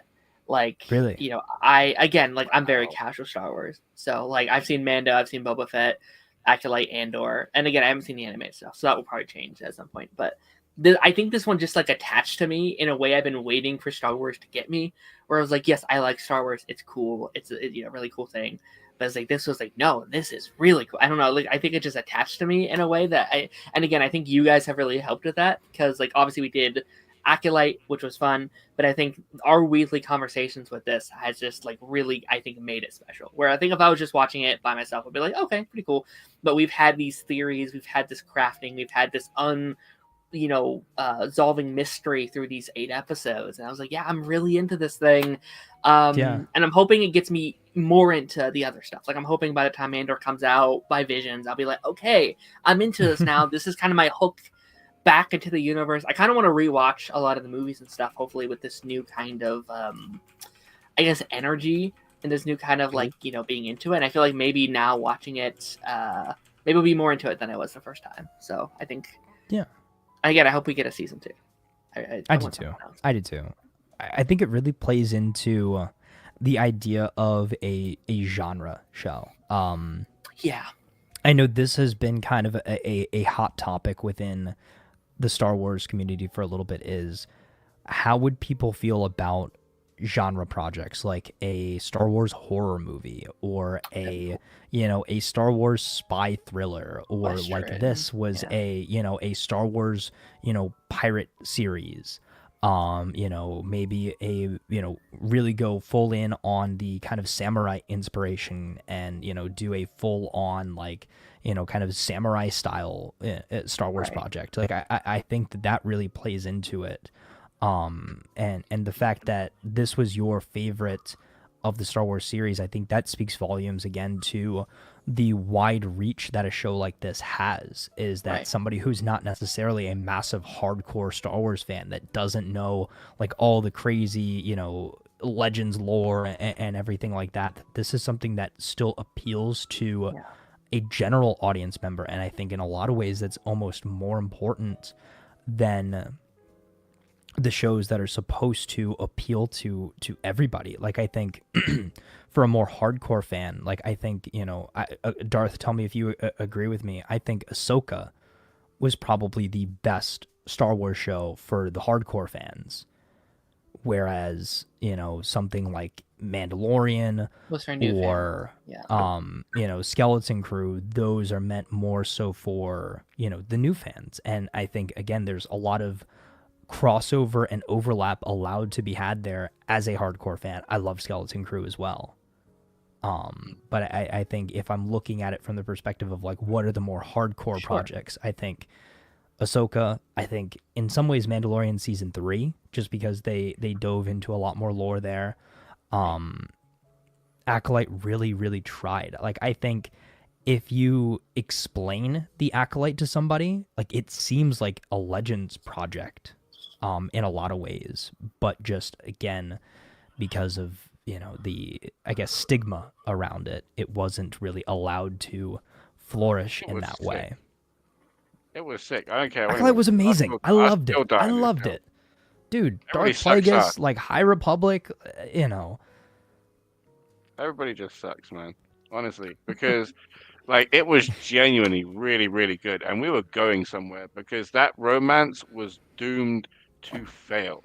Okay, yeah. and he was straight lying to her the whole goddamn time. Oh yeah. Considering there was a fucking Dementor in the cave, right? So, like, how could we not get a season 2? Do you know what I mean? Because of everybody goddamn else. Yeah. So yeah, I'm not happy about it. I was fuming. Yeah. I would argue that was like. Don't even get me started on the theory that I had that Chimera was gonna be Darth Venomous. Okay. Yeah. Yeah. On that note, Taz, you had a couple of things you wanted to bring up, right? Just in like the future of Star Wars. Yeah. So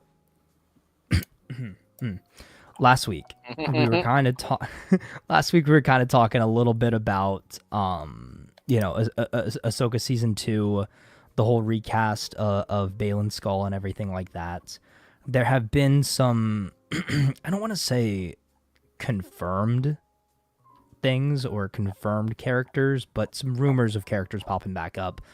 Like we're hopefully gonna get Hayden Christensen back as Anakin. There are rumors that we're gonna get, Ewan McGregor back as Obi-Wan, the actress that played the younger version of Ahsoka. And then what came out today was that apparently Natalie Portman is gonna be coming back as Padme as well. So that basically gives us our whole Clone Wars crew kind of back together again.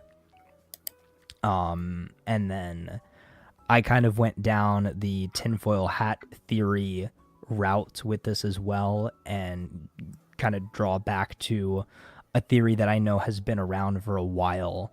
And that is the fact that if we are going to be going deep into the kind of Mortis lore with the father, the son, and the daughter, how, convenient or how fitting would it be for us to also then delve even deeper into that lore, introduce the mother, that being Abeloth. I know, Darth, you did a little bit of research, kind of catch yourself up beforehand. So, what do you think about that idea of maybe bringing Abeloth into the mix as well? I'm very interested in it. I think that like Balin's Skull, like any Force user for the most part is driven by the Force. Like there are obviously like motivational factors, like personal or whatever, but when you're going along those paths, you are driven by the Force. Do you know what I mean? Like that's just the way it is. So like in my head, like Balin's Skull is driven there for a reason, and if it's because they need like a living entity with their immortal self to like help with like an avatar or some kind of nonsense to fight Abeloth, who's like recently emerging kind of deal. I like all that. That's cool. That's fine. It has to be handled kind of instantly and without too much happening for it not to affect canon. But the Natalie Portman thing for me, obviously the Clone War stuff that we got was through visions and with the world between worlds and stuff, right? But when we go back this time, I think it's just going to be straight flashbacks. I don't think it's going to be through any portals. I think it's just going to be her remembering, and I think the more people there, the more real and better context it provides. Do you know what I mean? 'Cause if it's just Anakin and Thingy, it feels like, oh, we've just borrowed them for 5 minutes. Do you know what I mean? It just feels like that. But if we get more of the, like as you say, got the whole crew, then it's like, oh right, this feels like this feels real. This feels lined up. This is great. This is great. You know what I mean? So and think about the crew that was on Mortis to begin with. It was Obi-Wan, Anakin, and Ahsoka. So if Balin really is going on this kind of spiritual Mortis journey, does that take him actually to Mortis? Does Ahsoka follow him to Mortis? And then that's where she's maybe getting all of these visions and flashbacks to, what happened when she was there with Anakin and Obi-Wan. We kind of brought this up last week, but Ahsoka literally died during that arc. Like, she's died a bunch of times. If we really want to be honest with it, she died in Ahsoka season 1, kind of, when she got pulled into the world between worlds. Like, there's a lot of mystical, magical lore to go in there. Ahsoka is always kind of protected by the daughter with the Morai kind of bird creature post Mortis arc after she was revived and everything like that. So I think her connection to Mortis through Anakin is going to be very important for this. If Balin thinks he's, kind of the new chosen one or something, like he thinks that he has some ties to this planet, wherein, for all intents and purposes right now. Yeah, go ahead. Sorry, what's trippy to me is like the creation of the mother, right? Because right. Apparently, like, there was a servant woman that lived as a mortal for who served the powerful ones on the jungle planet for over hundreds of years before the Battle of Yavin, right? Yeah, this is like 100,000 BBY or something crazy like that, right? Yeah. Right, but there existed a time before that where the father, son, and daughter existed. Yes. Yeah, they were basically father, son, and daughter were chilling. The human version of Abeloth ran into them. You see how the math ain't mathing there? Yeah, and then she, like, from what I understand, she, like, drank from some, like, fountain of power, basically. Yeah. Was granted the power, like, the godlike force abilities of the father, the son, and the daughter, but she used her abilities to, like, basically just implement pure chaos throughout the galaxy. No, that's what her role became. Like, that's what she like, got cursed as, in my opinion. Like, because she was kept being okay. So this is the thing. She was aging, right, which is why she did what she did. Which my question is does that mean there were versions of her before? Other avatars of her before, where one out of the 4 has to be a natural life that keeps on recycling. For it to kind of make sense. Do you know what I mean? And then like the fact that the father is what represents order and balance. Yeah. And what Anakin is supposed to be. Then it would stand to reason that, like, she is the bringer of chaos. Ooh, yeah. My little love. Yeah. And then I think, too, what we could really play into is, like, instead of her, like, I guess, what is it, kind of possessing people, or, like, I guess really possessing people within the Star Wars universe. Like, what if she appears as these people instead of possesses them? Like, she's got her Abeloth form, but, like, to actually appear to somebody, like, she will just, like, embody a character or a person from their life that they, would like to see. So what if we get flashbacks? Like, I don't know how much they'd go into it because it is Ahsoka's story at the end of the day. But I'm almost thinking about this from the perspective of, I know we talked about this a little bit before we even went live, was, Vader very early into his career, right? So he is still hung up on, the death of Padme and Order 66 and everything that happened. And what if, like, Abeloth comes to him in the form of Padme, and that's why we're getting Natalie Portman back, is to, like, be the physical form of Abeloth. I think that would be such a cool thing to see, because we're not going to get Force Ghost Padme, because that doesn't happen. We're most likely going to see her in flashbacks, but, like, having Abeloth present herself as a familiar face. I hear that, but like, it would kind of like, um, it'd be where it would be Abeloth wearing the face of her antithesis. Do you know what I mean? Yeah. Like that's the only kind of Yeah. mark that would have, right? Because Padme is none of what she represents. The whole thing of what she wanted was, like we were talking about earlier, is diplomatic order and peace. Oh yeah, Do you know what I mean? 100%. Not 100%. It would be ironic to use Palpatine's words. It would be ironic for her to appear as Padme for sure. But I think that would be the whole point. But how would she know if she's locked away for a countless time? Like unless she like is sitting there like with the reach of the darkness or whatever. Mm-hmm. Like there's no way that she would have any context for any of that. I see what you're saying. And then and I guess at that point too, it would be tough to see then where she fits in to our present day story. As far as that goes. Yeah, again, because you'd have to get rid of her quick, or like just keep her on Mars, and like just have it. Just that's how it's supposed to be.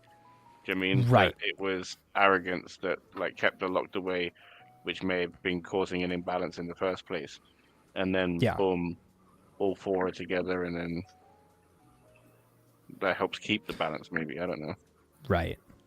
And then I guess too, we have another factor that we haven't really been thinking about. How does Shin play into this as well? Because I know Baylan basically left her and was like, hey, I got to walk my own path. You go walk yours.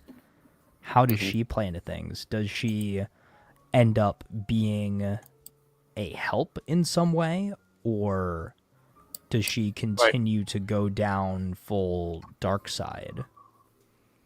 If I'm 100% honest, all the credit in the world to Sabine, but she is not the most competent lightsaber duelist. The fact that Shin is trained as somebody of the old, like the High Fallen Republic, you know, as Sabine might have been, but what, you know, like, you know what I'm saying? Like, she's not the greatest, and then Shin was struggling against her. Like, I don't think she's too much of a problem. Yeah. I don't think if she wants to create a criminal empire, I don't think that it's gonna go far. Shall we say? Because like you got to think there are countless Jedi through the ages and all sorts of alien species with different kind of natural abilities. So like all of the spice gangs, like the Hutts, all of the people on like Nar Shaddaa and like all of that, like the criminal ilk of Star Wars, like know how to deal with people like her. Do you know what I mean? So like while she is a threat, she's not like an immortal threat. Like it's not going to take much. Just like a few explosions she's done. Unless she gets possessed by Abeloth. Now we're talking. Now, okay. See, that would be a question of her motives from the Ahsoka season that we saw, right? Now, one could argue that Baylan is up for possession because that's the kind of power and quest and kind of shit that he's seeking. But she, like, if we were talking earlier about like why Palpatine didn't need all of the gold, that seems more of her speed. Do you know what I mean? She wants like the kind of thing like that Darth Maul has. Right. Because trying to like I guess put everybody into their category, right? So Force Ghost Anakin, of course, is the father, right?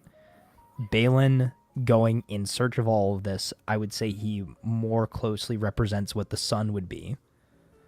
Ahsoka is, of course, the dog. Yeah, I'm stuck on Force Ghost Anakin. Right, let's get back to that. Yeah. Are we talking Hayden Christensen? Because, like, depending on what version of Star Wars we're talking about with Return of the Jedi, we either get a portly old man or Hayden Christensen giggling. Well, Hayden Christensen for sure, because we saw him obviously. That's not my headcanon. In season 1.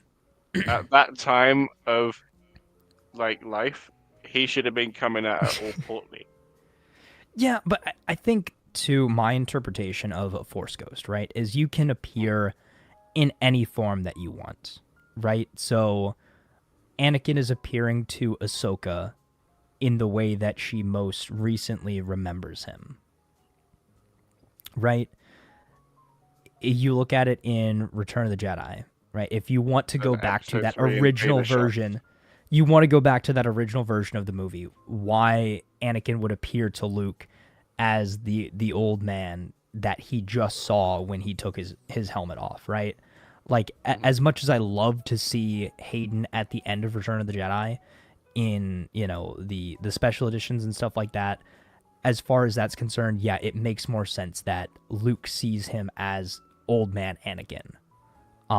But it would make sense that Ahsoka sees Anakin as, the young Jedi general that she trained with. I can dig that. Right, back to what you're saying. Okay. Yeah. Cool. We got Hayden Christensen is the father. Ahsoka is 100% the daughter because, again, the Morai and everything like that, and everything that she went through during the Mortis arc itself. And then I guess it would make sense if Abeloth possesses Shin, and that is the embodiment of the mother. And we've got the whole, Mortis God and Balin's team back together. And Balin is the son, yes. What, and then it's just Ahsoka in the middle of a family feud? I guess so. Yeah.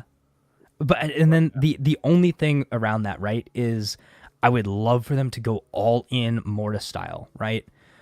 But we've still got the threat of Thrawn. We've still got everything that's going on with Sabine and Ezra and all of that to handle as well. Unless they're completely saving that for the Heir to the Empire movie, and Ahsoka Season 2 really is just this kind of spiritual journey.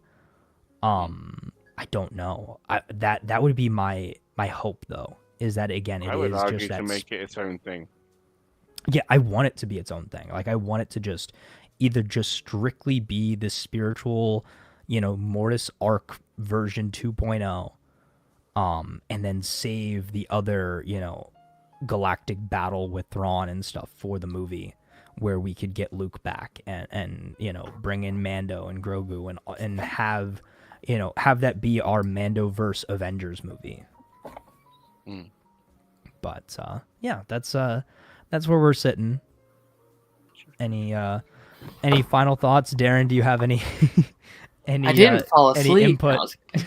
No, actually, I don't have any input. I'm so sorry. No, I mean, that all sounds very exciting. I'm excited to see, again, very casually, what they're leading to. Again, it seems like Star Wars has kind of took a shift in the last it's a year. I think there's a lot happening behind the scenes. Like, they're like, okay, focus on movies again, changing things. Mando's a movie again. Mando's a movie now, and seems like they're really speeding up on Ahsoka. Seems like Ahsoka might be huge. From what I'm sounding, seems like that's gonna be a big setup thing for. Again, I don't exactly know all the Thrawn stuff and stuff like that. I'm still very I don't know. We'll see. But I'm curious to see Actually, it's kind of weird because I think Marvel and Star Wars are in kind of very similar spots where they both seem like they are leading to their event film. They're leading to their big. They are. They're leading to something huge. Yeah, and then after it seems like they might rebrand, where it's Marvel's post Secret Wars, where Star Wars is Star Wars 9, 10, 11. It seems, or no, 10, 11, 12. I'm sorry. 10. Yeah. So this will be very interesting. Yeah. But this was definitely very fun. This episode was kind of the end of this era of shows, which is very sad, but we have some very exciting stuff ahead. No technical shows on next week. So what we're going to do next week is we're going to do our most anticipated list. I'm going to pull out a tier list of all the biggest shows, and it will be our time to see what people are excited for, kind of show me kind of this diagram of okay, what do we want to cover in 2025? What are people most excited for? What are the hot demands that we absolutely need to cover? And then, kind of fill in the gaps as we go. But where can people find you? Darth, let's start with you. What do you want to shout out, promo, all that fun stuff? I'm just gonna check out Darth Bunyan. I'm recording some mess around stuff. We're just editing it, which I'm really, really lackadaisical on. Can't lie. Absolutely. And how about you, Taz? youtube.com/toxictaz. I've been in the process of working on my Skeleton Crew review. Got my script done, gonna go through, get my screenshots and stuff, and hopefully get that out either this week or next week, voice permitting. Amazing. Can we find you guys on TikTok? Are you guys on that? Yeah, that Tickety Talk? On the Tickety Talk, yeah. at Toxic. I am Toxic Taz. It should have been at TikTok Taz. That would have been. Yeah, should have done that.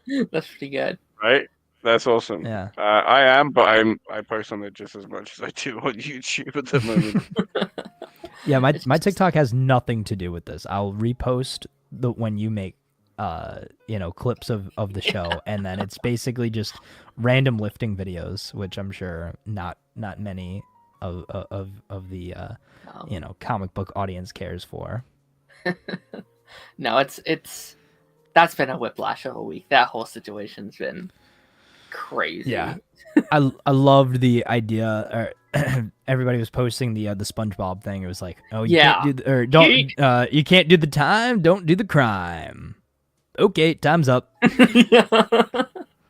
All the memes have been fantastic. It's just like, man, like, okay, you want to do the like fake your death arc, that's fine, but like commit to the bit a little bit. Like, it was gone for what, like 10, 15 hours? Yeah, it was like 14 hours. You could have, not to get off on a tangent, but you could have worked a late shift at night, went to bed, woke up the next morning, take your second shift, and you would have never noticed that TikTok was gone.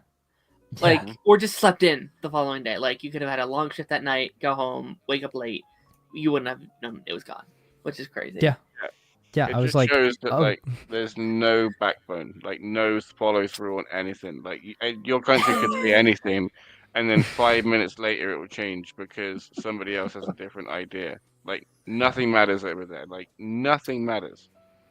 Nah. Yeah. No. Yeah, it's interesting.